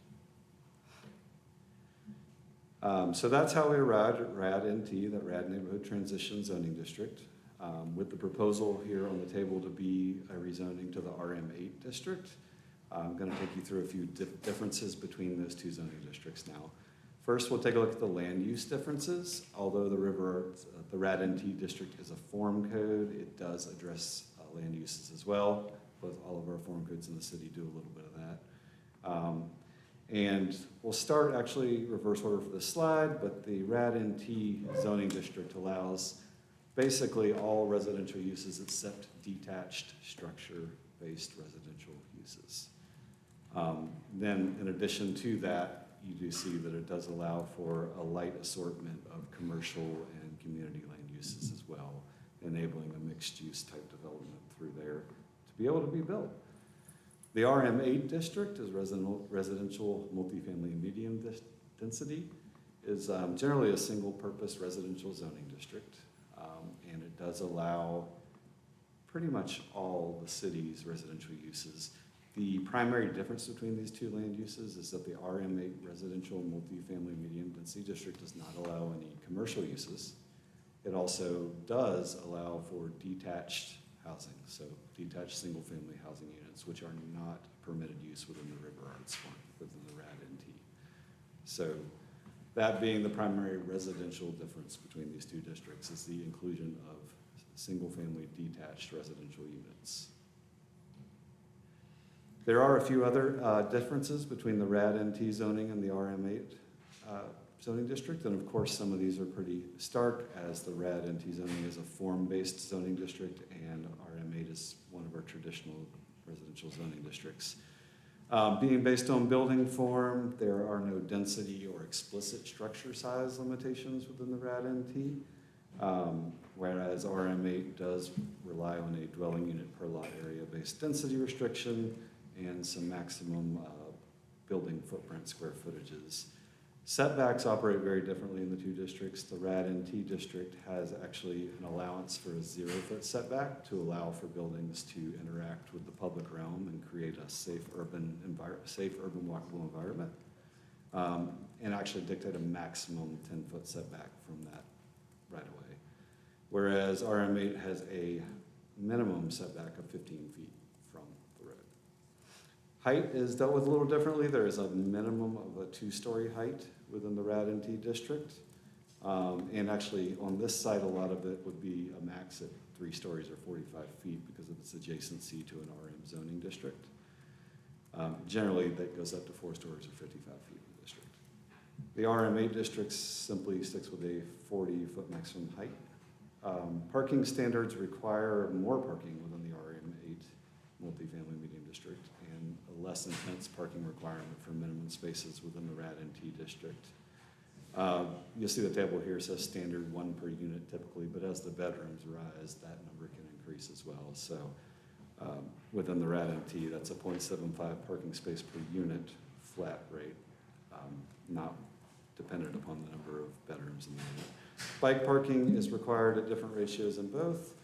The RAD-NT district does have a 70% primary street build-to zone. And really all that means is the building needs to occupy 70% of that street, that primary street frontage property line, right? And the intent behind that, again, is to promote that urban and safe walkable environment and that relationship between the built environment and the public realm. There are some transparency requirements within the RAD-NT district. They go along the same intent there. And there's a difference in sidewalks between RAD-NT and RM8. RAD-NT developments will require an 8-foot wide sidewalk along primary road corridors and 6-foot wide along side road corridors. Again, to promote that public realm and a safe walkable urban environment. The RM8 district, if you're looking at single-family homes, it would take 20 of those to trigger any sidewalk requirement. And if we were looking at a multifamily use, that would right now be anything over 3 units would trigger a standard 5 and 5, I believe, sidewalk in this area. All right, it's important to look at nearby development trends as well. So what you see here by the red place marker on the map, that is the subject site. You see the red text here, 16 Robert Street is represented by a red circle around the number 3 there. That is an approved development that has yet to break ground, that is less than a block away from this site, also zoned RAD-NT. It is proposed to be a 3-story mixed-use building with 4 residential units, and that does meet all RAD-NT standards of the district.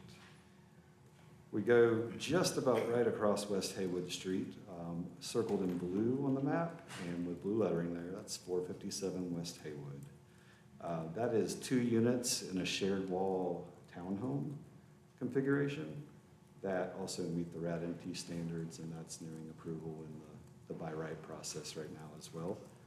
I didn't zoom out quite as far here, but also within the RAD-NT district, we have a development that went up in the late pre-COVID years, we'll say, at 68 Craven Street. It is on a similar size parcel at right about an acre, also zoned RAD-NT, and it is a parcel with significant topographical challenges, and what was approved there was approved and built was a 4-story, 40-unit residential building that did meet all standards of the RAD-NT district. On the same street, another example of current development trends at 100 Craven Street. There's a development that had initial zoning approval, but has not yet begun construction on about a 1-acre site with significant topographical and environmental constraints within the RAD-NT zoning district that is planned and approved for 23 units as well. So those are some that kind of match up with this parcel a little bit within the RAD-NT district. Looking at the zoning compatibility, obviously there is RM8 backing up to this parcel right now, but the key word to look at here is the word transition in the title of the RAD-NT zoning district. The purpose of this district is really to accommodate a smaller scale of commercial and residential uses than the primary RAD corridors and other sub-districts within there, to allow for kind of a gradual transition into these more standard kind of single-use neighborhoods. Whereas the purpose of the residential multifamily district is to permit a full range of medium district multifamily housing types, along with single-family detached and attached residences. So if that transition goes away, there's a chance that you end up with a much more stark transition between the RAD area itself and the neighborhoods surrounding it. There are, of course, we've got to look at the comp plan when we look at a rezoning, and there are a number of goals within the Living Asheville Comprehensive Plan that staff has identified that this proposal does not support. First of all, staff has found that this does not support the goal of encouraging responsible growth, because the comp plan prescribes that we do that by prioritizing form-based codes or other design guidelines of designated growth areas. Again, reminding you that the building form is not about just a pretty building. It's about that interaction with the public realm and creation of a pedestrian environment and hopefully transit-supported corridors. Staff has also found that this rezoning request does not support the goal of increasing mixed-use development along transit corridors. Again, the comp plan calls out that we do that by implementing design guidelines, form-based codes, or similar zoning for parcels within a transit-supportive centers. Lastly, staff has also found that this does not promote the goal of promoting great architecture and urban design to enhance placemaking. Again, the comp plan tells us a way to do this is to explore the appropriate utilization of form-based codes and design standards to yield strong, innovative, and contextual design. All right, we already talked a little bit about the future land use designation of traditional neighborhood. And it does partially kind of comply with that future land use category is the best we could kind of put it, because that does call for a diverse range of housing types and an intersecting street pattern, infrastructure, things such as that, to promote opportunities for infill housing. However, while the multifamily medium density district is cited as one of many kind of suggested zoning districts for that future land use category, it is important to note that these parcels are located on a street front where the predominant use is commercial as you get further towards the roundabout, and that were intentionally rezoned as a part of a multi-year engagement process to support the creation of a more walkable urban environment, attracting diverse housing types. All right, just covering some cons, as are noted in the staff report of this proposed rezoning. There is concern that the reduction in the diversity of allowed land uses and opportunities for mixed-use development would be a negative impact. That the removal of the form-based code elements in the RAD-NT district, because again, those do promote a more urban and walkable development pattern, is tailored to the area, that could have a negative impact as well. The changing of the sidewalk standards and stormwater standards were the site to be developed as the only change in residential uses, which would be single family, would result in likely not the installation of this infrastructure, so we would see a sidewalk or stormwater control measures required for any kind of single family development on the site were that to happen, since this would open that up. Also, permitting single-family detached houses and duplexes instead of exclusively permitting townhomes, multifamily, and upper floor residential. would possibly lead to a reduction of the number of units possible and attainable on that site. And there's also a con noted in the increased requirements for off-street parking, which would increase the amount of land used for off-street parking and kind of emphasize the importance of the vehicle in the area rather than moving towards an urban pedestrian environment. And that does run the risk of kind of disregarding the extensive public engagement effort that culminated in 2017 to come up with the RAD NT zoning district and the RAD district as a whole. While we do see some development trends moving towards actually utilizing the requirements in the area of that zoning district. All right, so public comments that staff are aware of leading up to the Planning and Zoning Commission. We did receive comment from members of the Weekend community, which is again the adjacent residential community to this site, expressing opposition to the rezoning request, citing some similar concerns that staff has, including the years of working community input that went into the RAD rezoning, reduction in the amount of housing that could result from this, and citing the need for sidewalks in the neighborhood and along Robert Street that would not necessarily be built under RM8 zoning.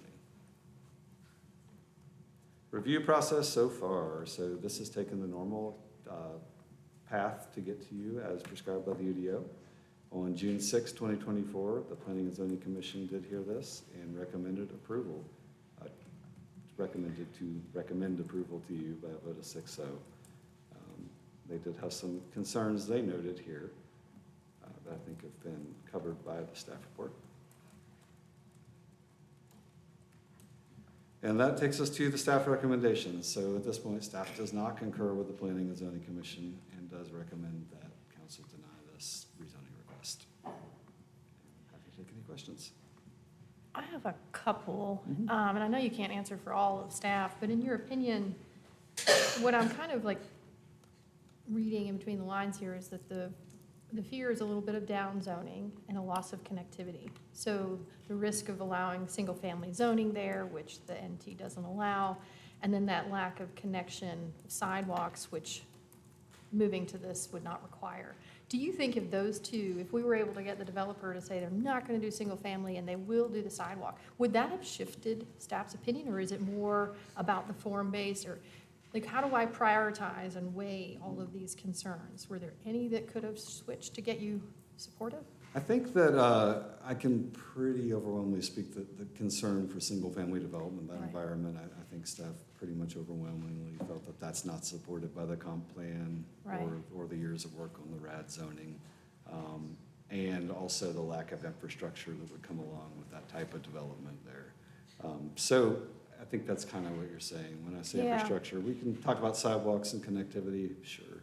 Well, and I understand it went by, it's really steep. I don't know about sidewalks going up that hill. Are there existing sidewalks coming down from Weekend? Not at this time. We did look at topo. We didn't really have a lot of time to analyze the topo, and actually the city's topo was down when we tried to, so we had to rely on the counties.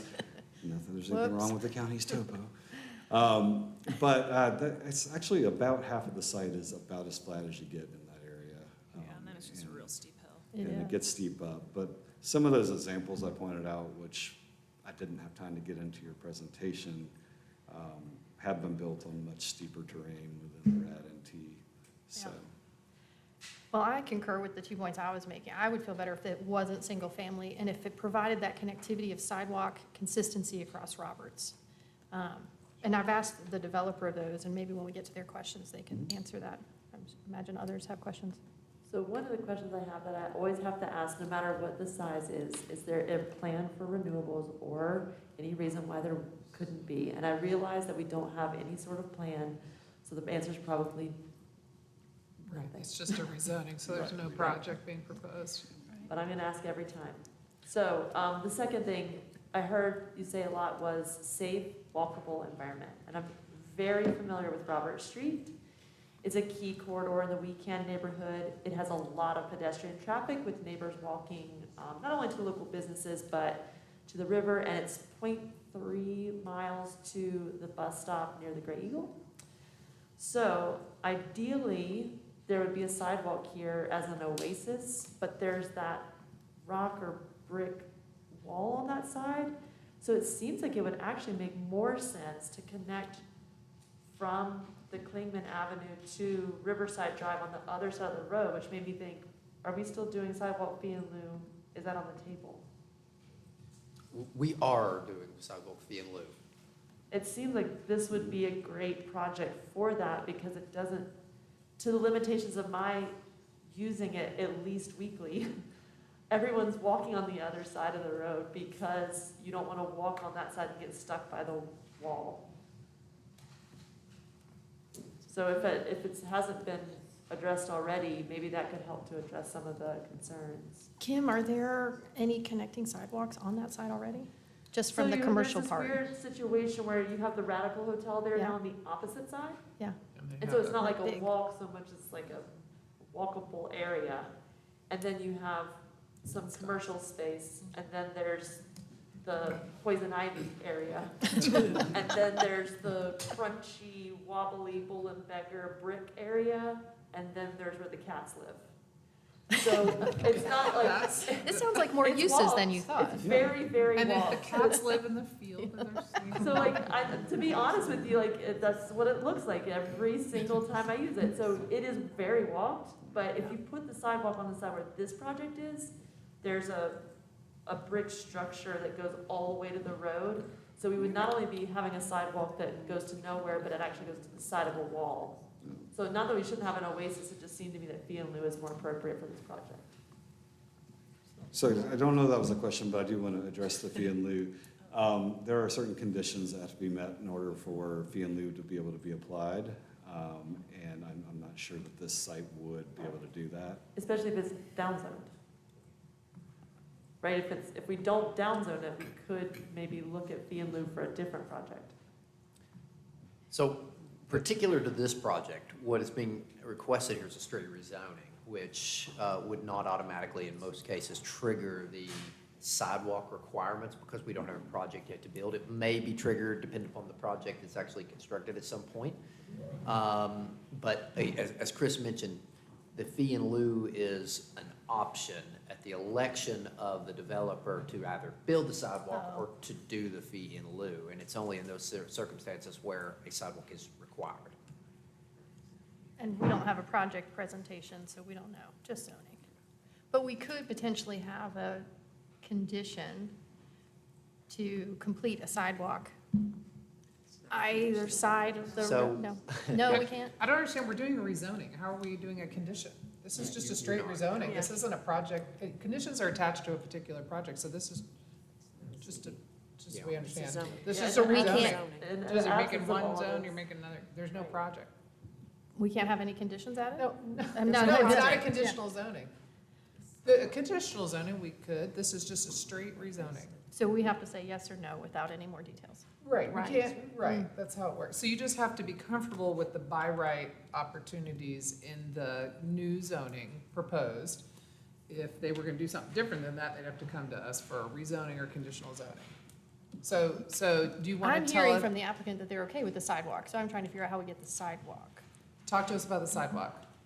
So the concern you have is that if we do the rezoning and they go build a single-family home, there's not gonna be a requirement to build a sidewalk, that's the concern? Well, But that's this what side the doesn't staff make have noted in here, in their cons. Yes, I'm asking. Yes, Are we- if are we connectivity also- is the goal that is concerning staff and me, and the applicant is willing to do it, can we not get that into the language? You're No, just- you can't add conditions to the rezoning, but also, if someone's building a single-family home, we don't require a sidewalk. Right, that is what staff is saying, because of this potential downzoning, they Yes. won't get the sidewalk. Right, Okay. but we could build the sidewalk. Well, The it sounds ci- like the applicant would build the sidewalk. Well, we don't know, they're not, you know, that, I mean, it's not a requirement we can make at this time, so we would just have to take that on faith. But I would offer that most of the sidewalks in the River Arts District were built by the city of Asheville and not by anybody else, except for the very few projects that triggered a sidewalk requirement, like a hotel or multifamily housing. In fact, sidewalks are sort of a new thing this decade in the River Arts District, so just to make a further point there. Well, the other thing I was talking about with the applicant was whether or not they'd be able to agree to not do single family. But if we can't have any details in this, then I'm just a yes or no, and I didn't realize that. I had a question. One of your slides showed like comparable projects. Can you go back to that? I think I got lost in some of the detail. How many of these have been built where people are living in them? So from this slide, what I tried to pull from the immediate area, these within a block, neither are finished construction yet. I believe one is cleared for construction and the other is still in the review process. Okay. They're both recent applications that have come in, but they are by right, 16 Roberts having been approved through the zoning process, has passed all the RAD-NT hurdles of the form code and is cleared to begin construction as soon as building permitting commences, as far as I know. Like the part of it where we touch is almost done, but Right. not done. And then the part where they have to figure out getting their money lined up and hiring the people. So like, what I am trying to understand is, Are they really gonna happen? yeah, are they really gonna happen? And just really trying to understand, holding the tension of, we spent a long time with a lot of community members rethinking what we wanted. And we're also on the precipice of looking at parts of our UDO and saying, we're still not getting what we want. And so I wanna hold that, and I'm inquiring about that in my head, and in this project in particular of, is a dream I want, like, what is it, one in the hand, two in the bush, or the other way around, you know, is our ideal happening in these neighborhoods already? And patience will work or not? And I appreciate you having this slide to try and signal what you're seeing. I do think that it's different that people are through the gauntlet of city planning. They still have their own gauntlet to actually get someone living in that house, and we don't know when that will be. So that's where I'm still mulling right now, because regardless of the size or regardless of the zoning, we're looking at a small amount of units at the end of the day, period. You know, maybe 12 versus what they're looking for, which would be 8. And so I'm just holding all this together as I'm still listening to what I see as a pretty strong recommendation from staff. And I respect what you all think.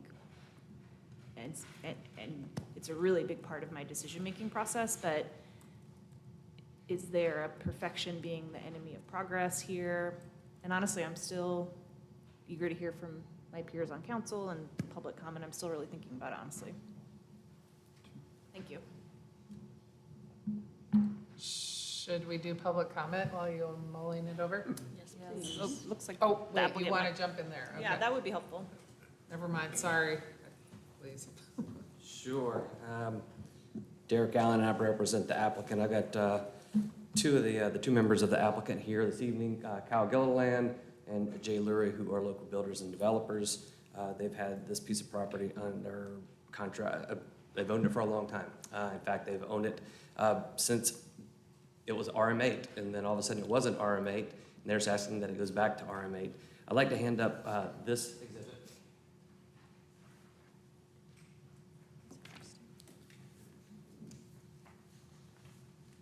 And while that's being passed around, staff showed the public comments that came in that were from the weekend folks, but I didn't see the public comment that came in.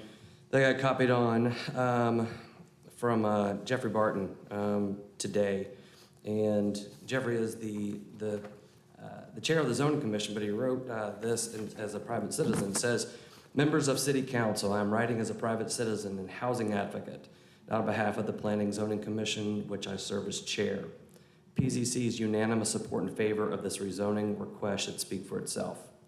PUD staff has provided a strong, compelling analysis to support their recommendation to deny, but I wish to add some context for your consideration. If approved, and this is getting to your point, if approved, this site has potential to provide new homes for 6 to 10 families, possibly a few more, in the near future in a manner compatible with the existing homes lining the east side of Robert Street. Or, if denied, the site will remain vacant with the hope that one day a new developer will purchase it and provide a single structure containing new homes for 8 to 12 families, possibly a few more, plus a small commercial space. Is the consequence of denying this application loss of 6 to 10 new homes really worth holding out for an implausible speculative development? This particular site has significant elevation change from Robert Street to Green Street.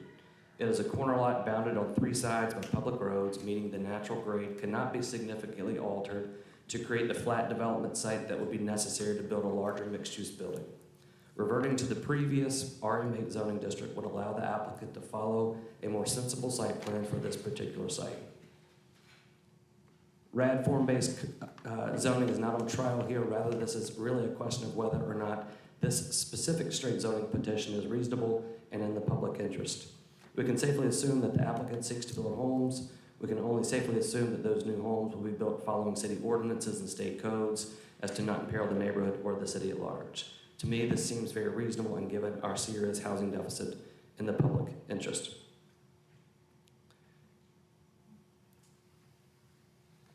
That coupled with what I just passed around to you and for the folks in the audience just so you can see it, the color piece showing what the existing zoning is with the zoning of the RAD there in blue, and you look at this property and it's surrounded almost entirely by the RM8. And it's not RM8 that's not been built, it's RM8 that's built. And so when you go out there and you're looking for the sidewalk on Robert Street and you have that 8 or 10 foot wall that's there, it's there, it's already built, it's not going anywhere. We believe that you can build more than 6 to 10 homes here. We think that it's more like 12 to 14 because they're probably duplexes when they get built. The projects, I left this up here with the nearby development trends, 16 Robert Street and 457 West Haywood. Those are not under construction, and we're talking about totally there, 6 units. I think it's interesting to note, if you look on the exhibit I passed up to you, you can see where that block is because it's the next one up. You'll see that it's the flat spot of Robert Street. If you look at the square that is the subject property here, there's only one corner of the square that is flat, and that's that top corner there. If you look at the how close those lines are together, you'll see the grade that it goes from back to front. It's about 60 feet from Robert Street back up to Green Street.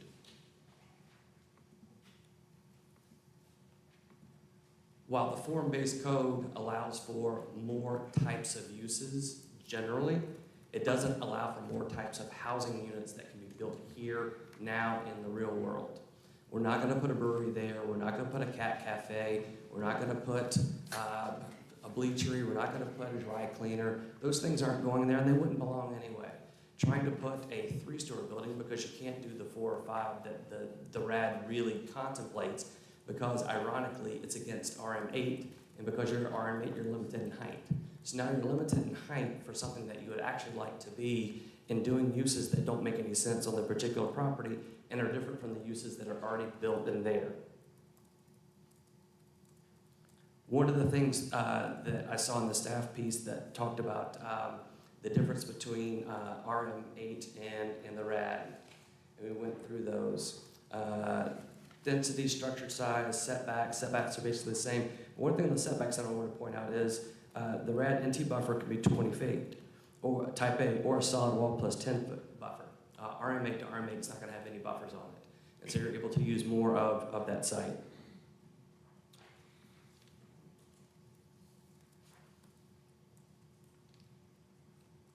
And the last thing that I wanted to point out, a couple things here. The staff report that went to planning and zoning was nowhere near what the staff report that you just saw. There's been a redoubling of the efforts in the staff report, and that's fine. It is what it is. I do know that the Planning and Zoning Commission went to great lengths to probe this idea that several of you have brought up, and that is, are you telling me that you can do different types of housing that actually makes sense with your topography here in the RM8 and not in the RAD-NT, which is supposed to provide more options? And the answer is affirmatively yes.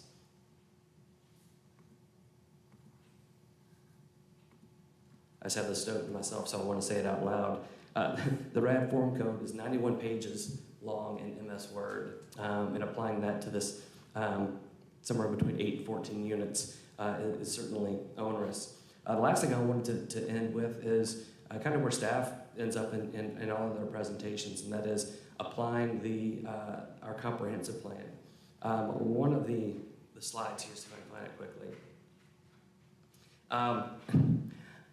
It's not lost on me that the traditional neighborhood, existing future land use, runs on the same side of Roberts as what we're advocating that the RM8 run.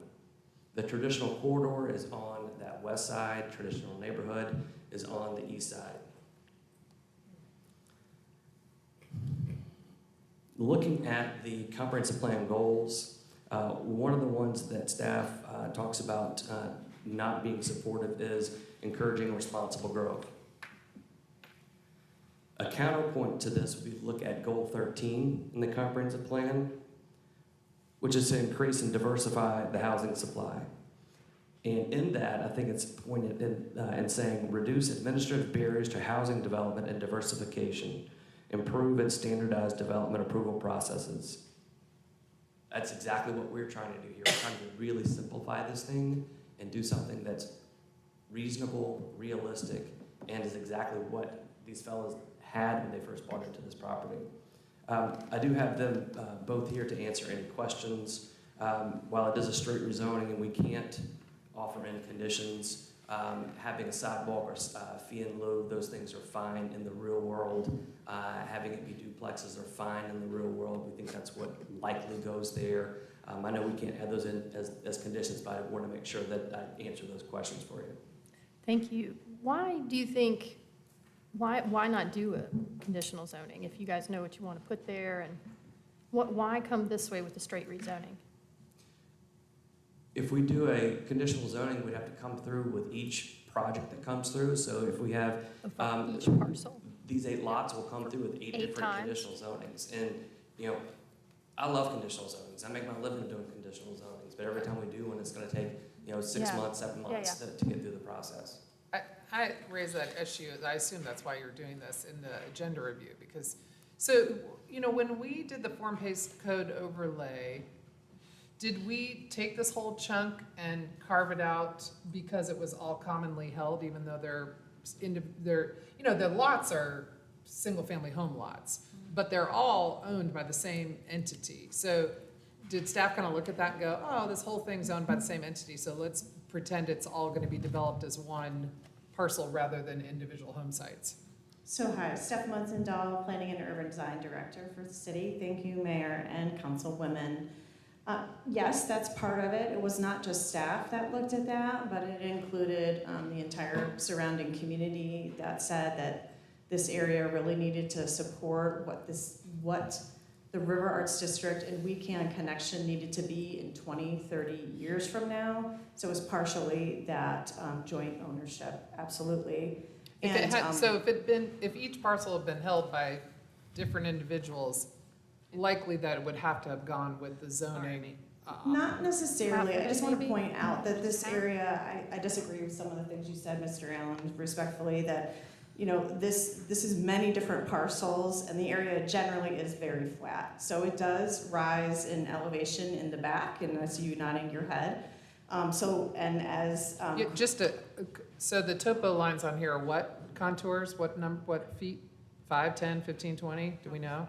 It's probably 5 if it's using the Buncombe County GIS system. So the top 4 are very sloped, and they are the back side of absolutely, and probably you're not going to develop anything on that area, right? It doesn't matter what the zoning would be. Just the development will happen down towards to the point, Robert Street. That might be the area where you would have a buffer between the residential zoning and Brad NT, and you would have a nice landscaped area, perhaps at the area. But to your point, we would assume as developers that those 8 lots are probably going to be recombined, or that they could be recombined. That was discussed in 2017. Clearly, there are developments across on Craven Street that work on the exact same topography. It can work. They're getting 20 units. They're getting 40 units on an acre. And even if the applicant wanted to, they could potentially look at these lots, like I said, and recombine the ones that face the street and provide an urban environment along Robert Street and leave the others to be single family so that they match what's going on Green Street. Yeah, that's an interesting observation, because that primary corner parcel is flat. It's just flat. Yes, and it could be something of a greater use than a single family house or a duplex. it's interesting because when I look at this, I just want it to be separated. I want to be able to do that. And that can happen. Right. Well, not in this current application. Not at this permit. Right. One last thing I just wanted to note is, I appreciate so much that this body is deliberating hard and wishes that they could make some conditions on this, or that they could get something out of it. And I just wanted to remind that in this process, we're not allowed to think about what that potential use is. It can't be considered. We can't look at proposed development plans. We can't talk about what they think they're going to put on there. We just have to consider the zoning. Thank you. Derek, you mentioned that they've held this parcel for a while. Do you know how long they've been sitting on it? I'll bring them up. I do believe, though, that they're the ones who subdivided it. And I know that they were pulling building permits for homes at one point for these 8 individual lots. So it's kind of ironic that we're talking about combining the back when they're the ones who broke them apart when it was RMA. Yeah, what I'm trying to understand is, we spent 2 years making the RAD form-based code 2015 to 2017, and back to my initial question of do we wait for the perfect one day, or do we say, let's get housing here now? Could you speak to how long you've had this land? And that's the thing about these overlays is that, there's a lot of work in it, but if you don't agree with the work that's being done and you get pulled into the overlay, is that really fair to your property? I don't know. So that's why we're here. I wish I knew the date, but I think it was 2017, 16, 17. Okay.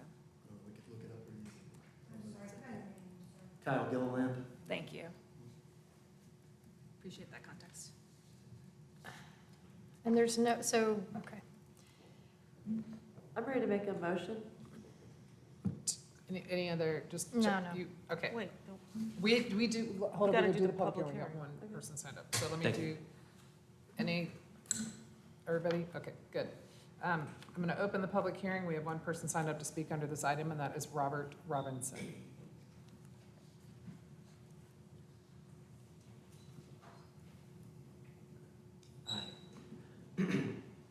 As I said earlier, I love new multifamily projects within the city. So you may expect that my position on this project would be that we should have zoning in place that requires it. That said, when it comes to how zoning works, it interfaces with a market, and the market gives you signals about what is feasible and what is not feasible on any given parcel. And so when it comes to, I think there seems to be some level of agreement that it would be great if we had sidewalks, that it would be great if we had multifamily, that it would be great if we have a mix of uses. That said, the requirement that those things be in place when there is not a feasible way to achieve that in the market, should that be the case, is a perfectly reasonable argument for a straight rezoning. So, with that said, I think that there is a compelling case to be made that our current as of right, by right zoning rules would not allow a practically feasible mixed-use multifamily option on this lot.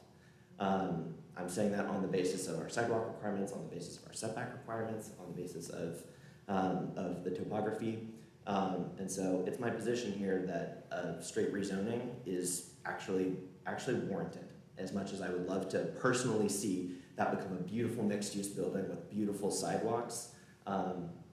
If the city wants a sidewalk there, the city can put a sidewalk there. So that's all I have to say about it. I don't think we should be shy about doing rezonings when they are necessary. So that's my public comment. Thank you. Thank you. Okay, ready for a motion?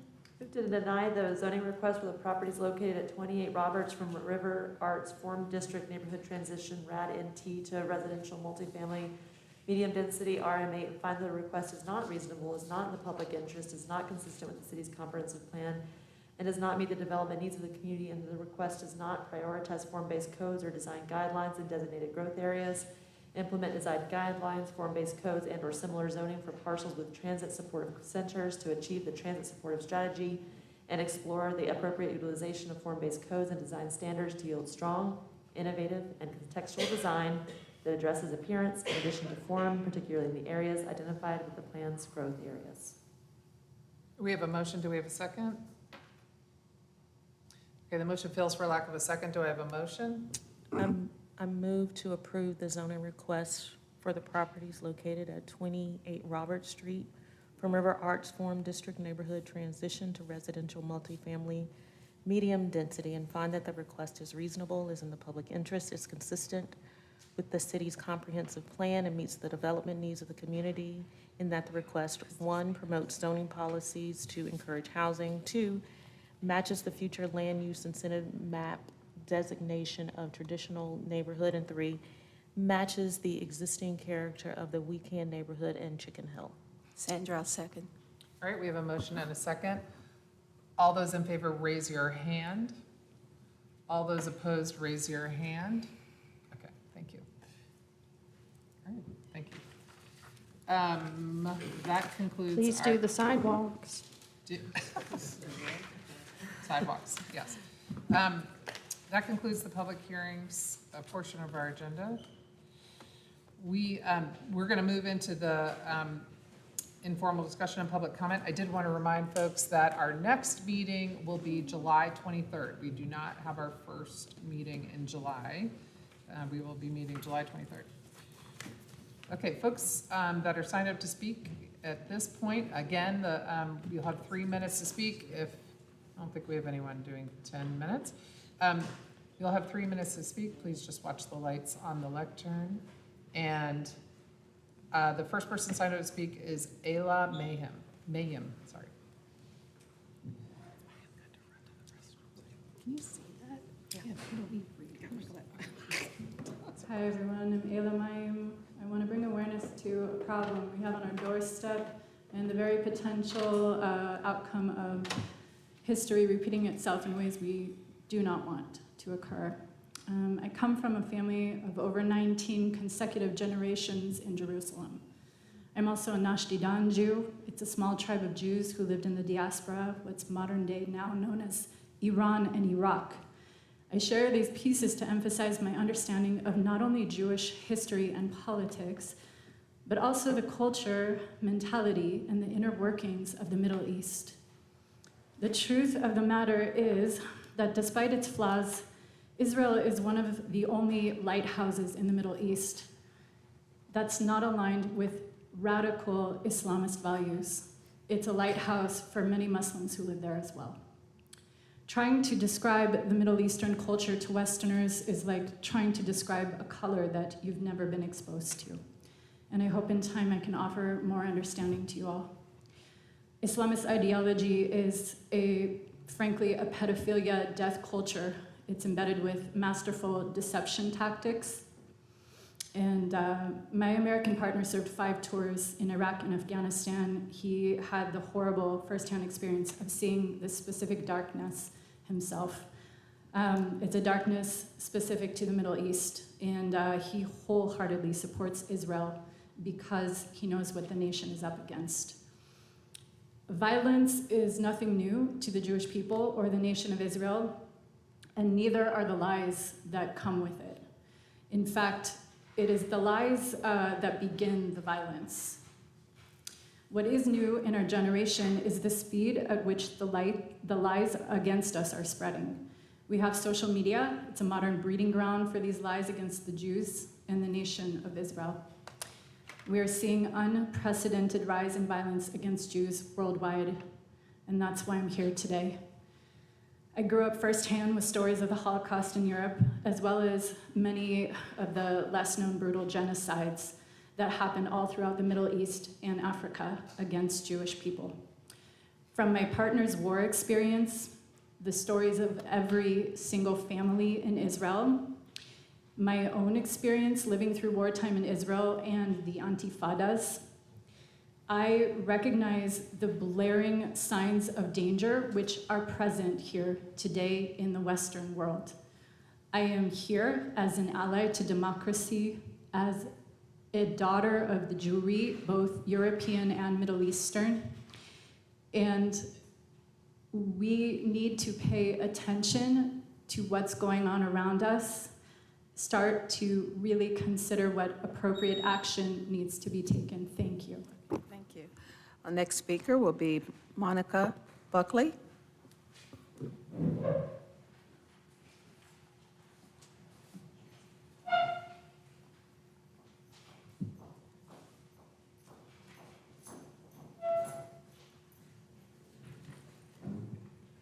Hello again, everybody. I hope you're well. Again, I'm here to speak about anti-Semitism in Asheville. I'm just going to go ahead and kind of piggyback on what Ayla was saying, is that we need to be paying attention to what's happening. And not only is it happening in just the Western world, but it is a hotbed of this here in Asheville for a number of reasons. One glaring thing that has been happening is that when Jews go out with their Israeli flags to show support, last week a man came by and grabbed my flagpole and pulled me into the road. I fought him for it and I kept my flagpole.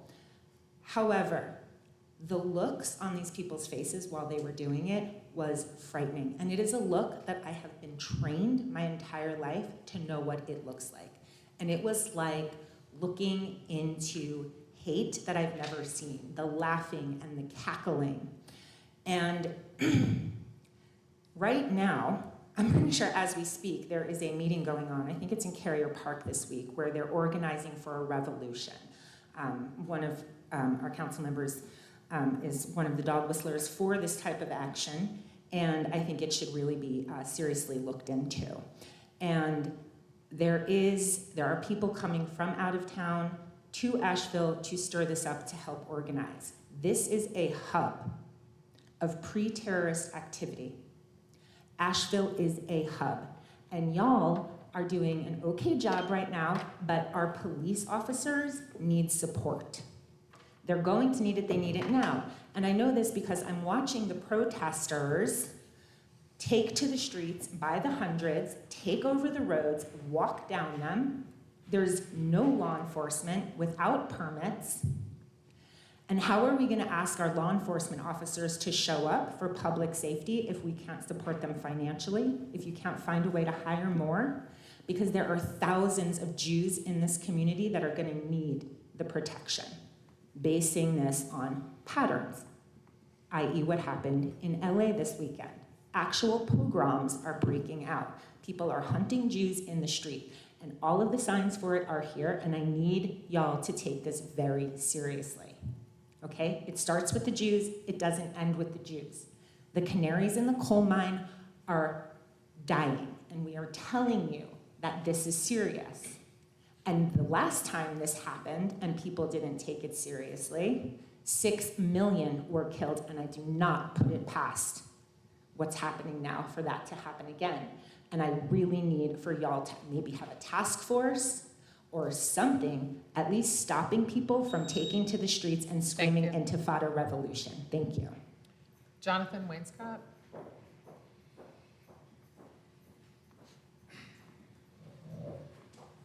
Hi, my name is Jonathan Wainscott. I want to thank the mayor for condemning vehicular vandalism. It's a subject that's near and dear to my heart. People who mess with people's cars in the middle of the night are little people and they're little cowards.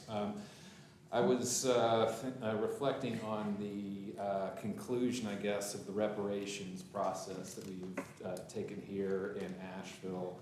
And I know that there's been some talk about an extension of that process. I don't know where that stands, but I have to say that I feel after all this time, that process was incomplete in that we never looked at voter disenfranchisement and Asheville's history of leadership in that effort back in the early 1900s.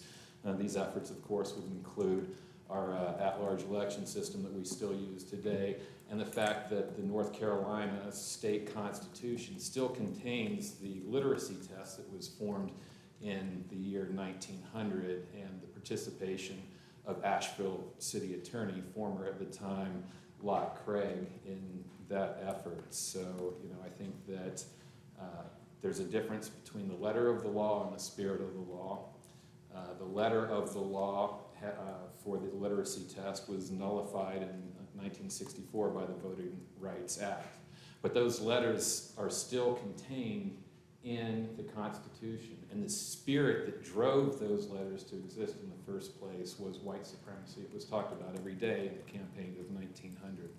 So as those letters have not been removed from our Constitution, I suggest that the spirit of white supremacy that developed that legislature remains, because we haven't taken any effort to repeal that part of our Constitution. I think that would be a reparative effort. I think it's worth the while to do that. And I plead with you leaders to do that. Your voice is stronger than mine. You have a nicer dais up there than this, particle board thing that I get to speak from as a citizen. So, hopefully the reparations process will be extended to include those elements, and hopefully my city leaders will take some action and recognize this city's history to harm the Black community and continue to make efforts to cease that harm. Thank you very much for all that you do.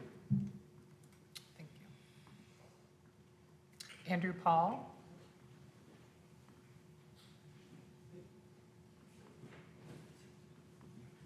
Hi everyone, I'm Andy. I'm a lead organizer with Asheville for All. And I'm here just because I want to bring some attention to two UDO and amendments that the Planning and Zoning Commission approved just this month. When it comes to solving the housing crisis, these two proposed changes are important parts of the puzzle, and they didn't get any press this month, so I just want to spread the good word. I think the remarkable thing about these amendments is that they're not just about getting more housing, but they're about getting that new housing where we want it to be, which is close to existing amenities and jobs. Okay, so the first amendment is simply removing a barrier to by-right construction. Right now, even if a project conforms to the zoning code perfectly, if it's more than 49 homes, we turn it into a costly and political process. One that commercial uses like office and retail don't have to go through. So this should change. But it's the second amendment that's really exciting. It's about removing residential parking mandates. This is a change that cities from Burlington, Vermont to Austin, Texas to Birmingham, Alabama to Anchorage, Alaska have made just in the past 2 years. There was even a bestseller about this topic, just came out last year. I got this out of our public library. Parking mandates go against every single one of our city's goals. They undercut the viability of alternative modes of transportation, and they subsidize sprawl and carbon emissions. And of course, parking mandates prevent infill homes from being built. They make housing scarce and more expensive. Now, this is not the same as the Middle Housing Initiative. That is on your agenda for September, and we're very excited about that. But this is a part of the UDO puzzle, and specifically the parking mandates are absolutely necessary if middle housing is going to be successful. And the report last year makes that really clear. So just wanted to share, I'm really excited about these amendments, and I hope they hit your agenda soon. Thanks. Thank you. Robert Robinson.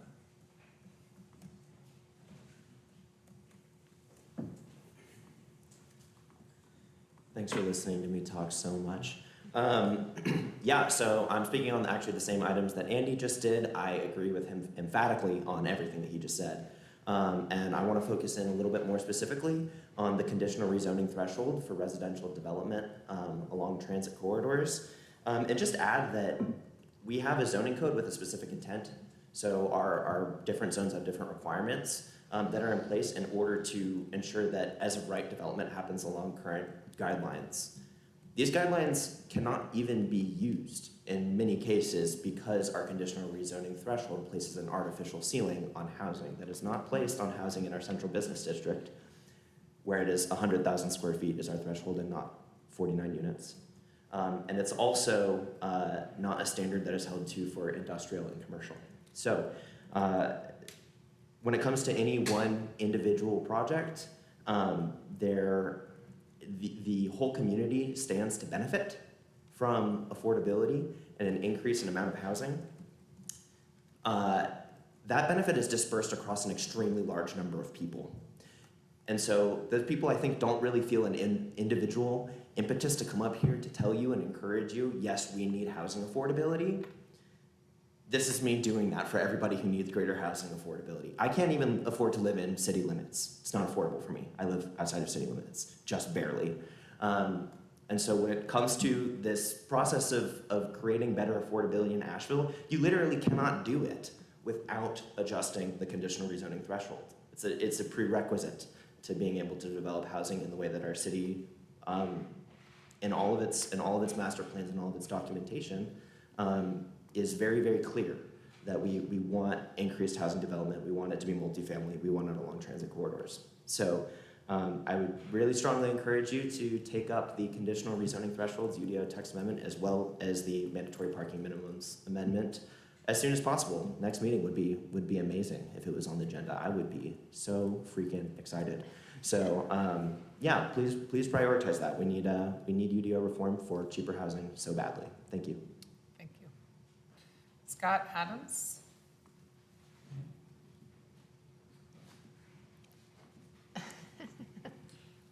Hi, I'm Scott Adams, and I'm a fan of cheap props. It says, ask me about zoning reform.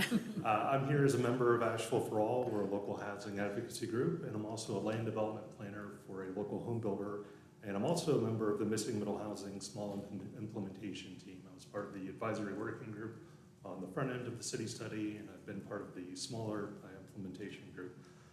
Yeah, speaking to the parking amendment, it removes residential parking mandates, both minimums and maximums. That's something that people often don't necessarily focus on, but the idea behind it is that it's offering flexibility for off-street parking provision. When I'm working on a site plan, form follows function, but form also follows parking, at least under current rules.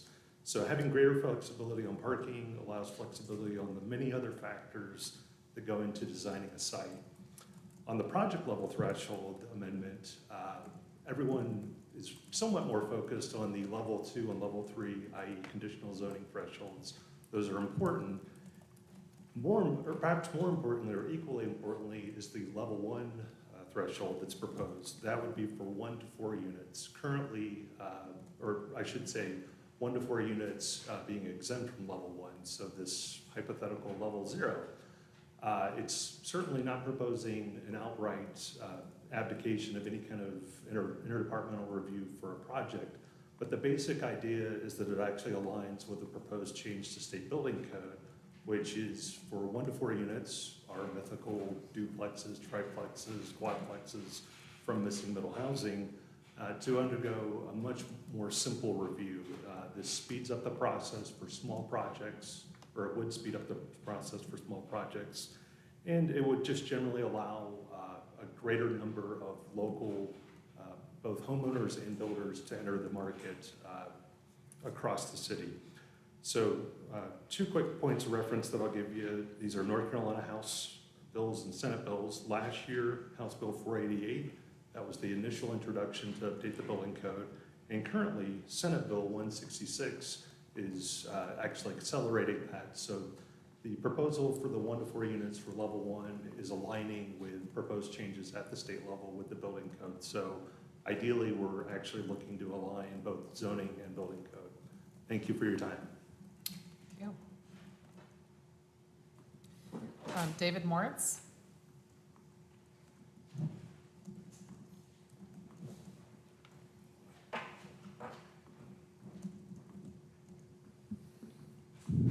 Anti-Zionism is genocidal anti-Semitism.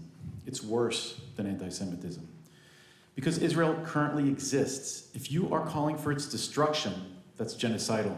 In fact, anti-Zionism is not only that you don't want Israel to exist, it's not only that you want to destroy Israel, which is already crazy to single out one country, but being anti-Zionist means you also have no tolerance for people who care about Israel. No tolerance at all. That's why you see this pro-Hamas movement being so ripe for violence and hate. We've seen it right here in Asheville.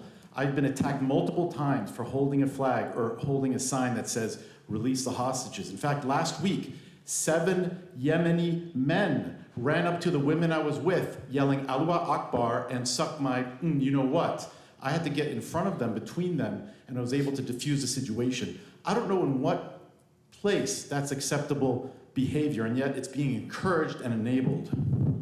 In fact, anti-Zionism is hate. Anti-Zionism is war. Every war against Israel is caused by anti-Zionism. If your cause is calling for the destruction of a country, you are a warmonger. If your cause makes you discriminate against people who care about Israel, your cause is discriminatory, especially when it's mostly against Jews. If your cause says that the Jews of all nations in the world don't have the right to protect themselves, you are a racist. Israel is the indigenous land of the Jews, and most of the people there are recent refugees from Europe and the Middle East. Europe tried to exterminate the Jews. The Middle East ethnically cleansed every single last Jew from their countries. And now you want to ethnically cleanse Israel as well? That's a hateful ideology. In fact, anti-Zionism is one of the most hateful ideologies on the planet today. It causes war, it causes hate, it causes violence. That's what anti-Zionism is. It's genocidal, it's anti-Semitic, it's warmongering, it's discriminatory. Remember, Zionism is simply the belief that Jews have a right to live in peace in Israel. And the threat to Jews is not theoretical. It's very real.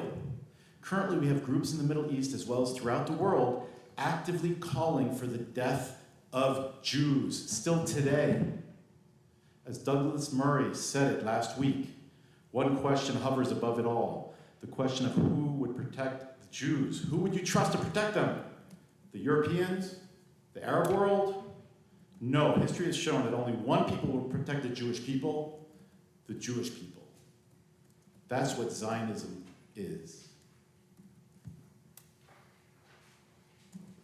Nina Tovish.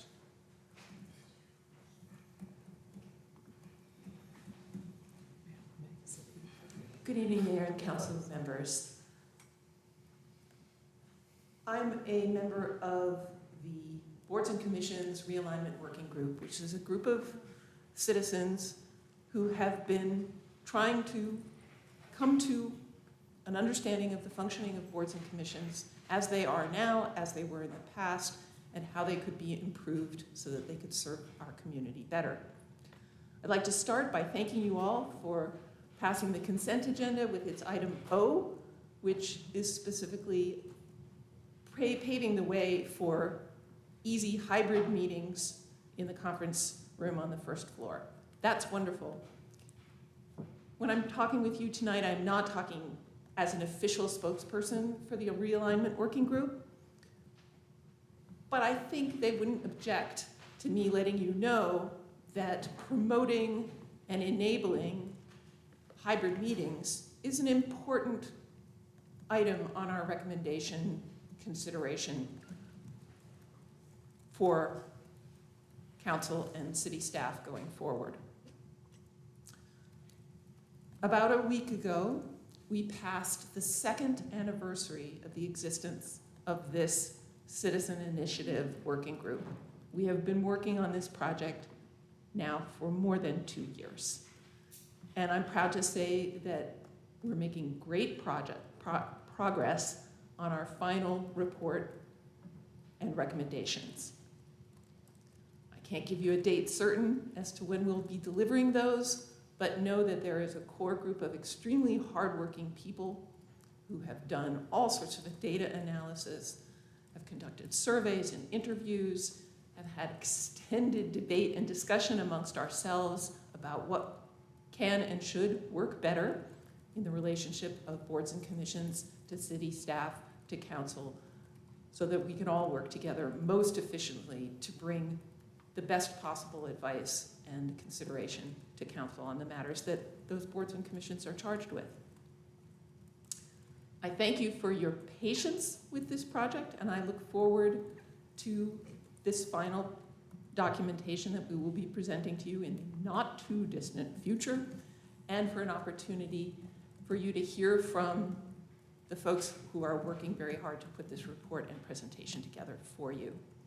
So once again, thank you for being foresightful in preparing for hybrid meetings in the downstairs conference room.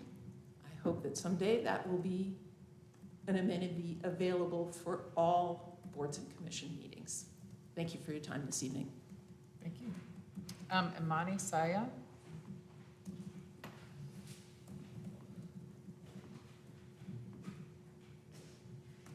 Hi, Mayor and City Council. Thank you for giving me the opportunity to speak during public comment, like always. I just want to say, I've come to multiple City Council meetings countless times for you guys to pay attention to what's happening in Palestine, especially in Gaza and Rafah.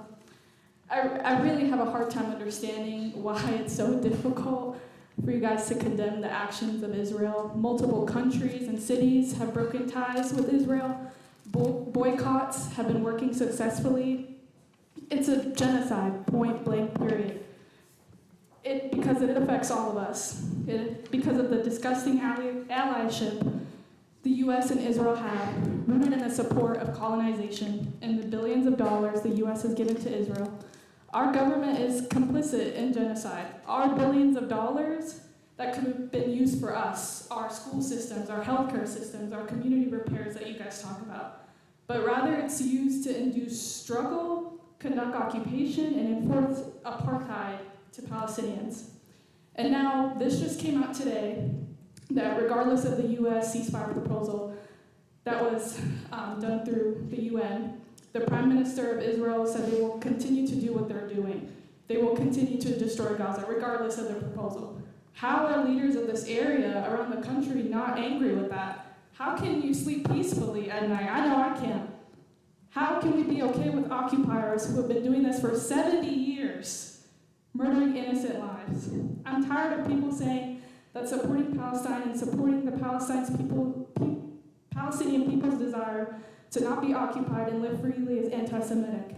It is not anti-Semitic.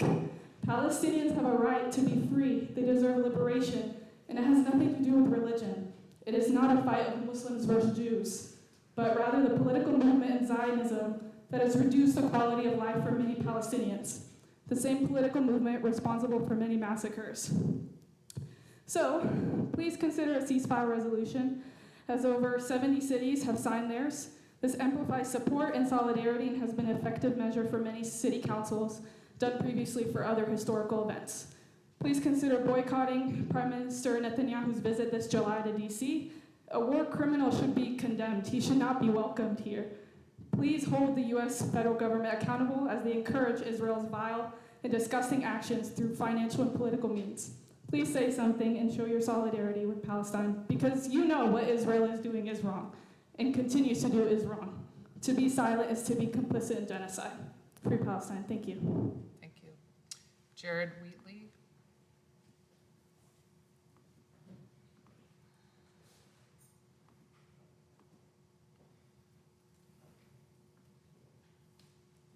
Good evening, Mayor, Council. Jared Wheatley, speaking as an individual private resident here. Planning and zoning is mainly about reducing negative externalities, trying to help not push unintended consequences onto our neighbors. And the automobile does that dramatically to all of us. We just saw a multiple billion-dollar project coming through our community, and I'm not sure that we're recognizing the full cost of the automobile in our community. How I think we could do a little bit better is by providing more metered parking in CBD in particular, which our UDO calls for. We've had a lot of conversation about structured parking and like the 11.3, I think it is $1 million deferred maintenance issue we have on our structured parking, but that cost also exists on on-street parking.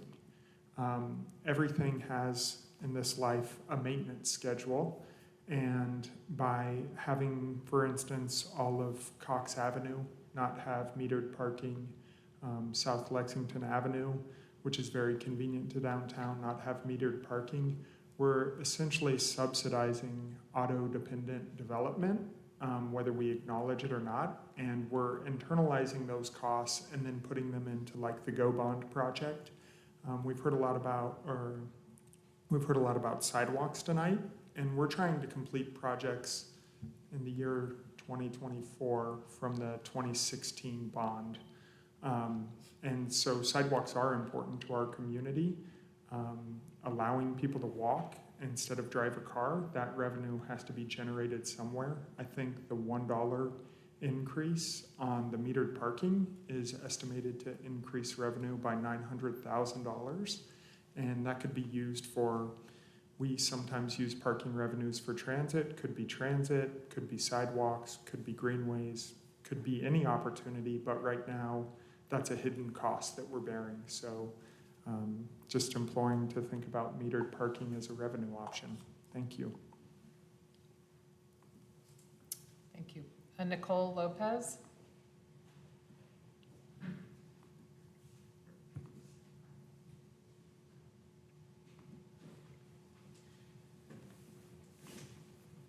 Good evening, Council. I am here yet again to ask you to speak out against genocide and pass the ceasefire resolution.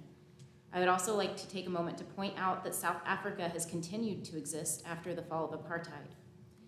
And I would like to also point out that conservative estimates of the Palestinian death toll since October 7th is now at over 38,000 people. Yesterday marked the 2-year anniversary of the Dobbs decision toppling Roe v. Wade. And last night, at an event commemorating this grim hallmark, I heard the personal testimony of a woman from Gaza who had to give birth amidst constant displacement and bombings. She underwent a C-section without anesthesia, and after evacuation to Egypt, had to get multiple follow-up surgeries. As somebody who works at an abortion access organization providing logistical and travel support to people traveling to access abortion care, I intimately know how hard it is to coordinate access to health care in the face of abortion bans and criminalization and chaos from that. But what birthing people, healthcare seekers, and healthcare workers are facing in Gaza is incomparable and unimaginable in an environment without food, water, sanitation, or supplies while the bombs are falling. Our tax dollars are funding reproductive injustices, harming parents and children. This June also marks the 30-year anniversary of the emergence of the reproductive justice framework. Much broader than access to abortion and right to choice, reproductive justice is the human right to maintain personal bodily autonomy, have children, not have children, and parent children in safe and sustainable environments. Its objectives and successes are owed to Black and Indigenous women who gathered in 1994, 30 years ago, to develop a class-conscious, multi-ethnic reproductive rights framework. They recognize that the women's rights movement, led by and centering middle-class and white wealthy women, lacked intersectionality and was not able to defend the needs of women of color and trans people and queer people. It is important to note that many people have faced reproductive injustice long before Roe was overturned in June 2022.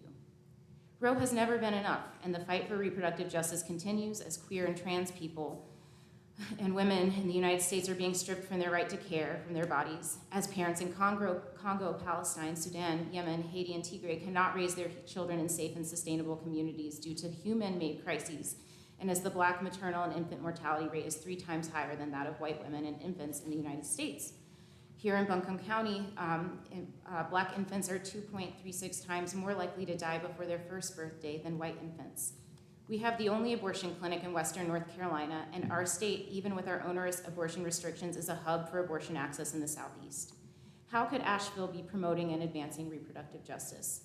The local is connected to the global. My federal tax dollars can't fund abortion due to the Hyde Amendment, but can send billions of dollars to an apartheid state to fund human rights violations, indiscriminately bomb civilians, and create the largest recorded cohort of pediatric amputees. Free Palestine. Thank you. Pass the ceasefire resolution. Roy Harris?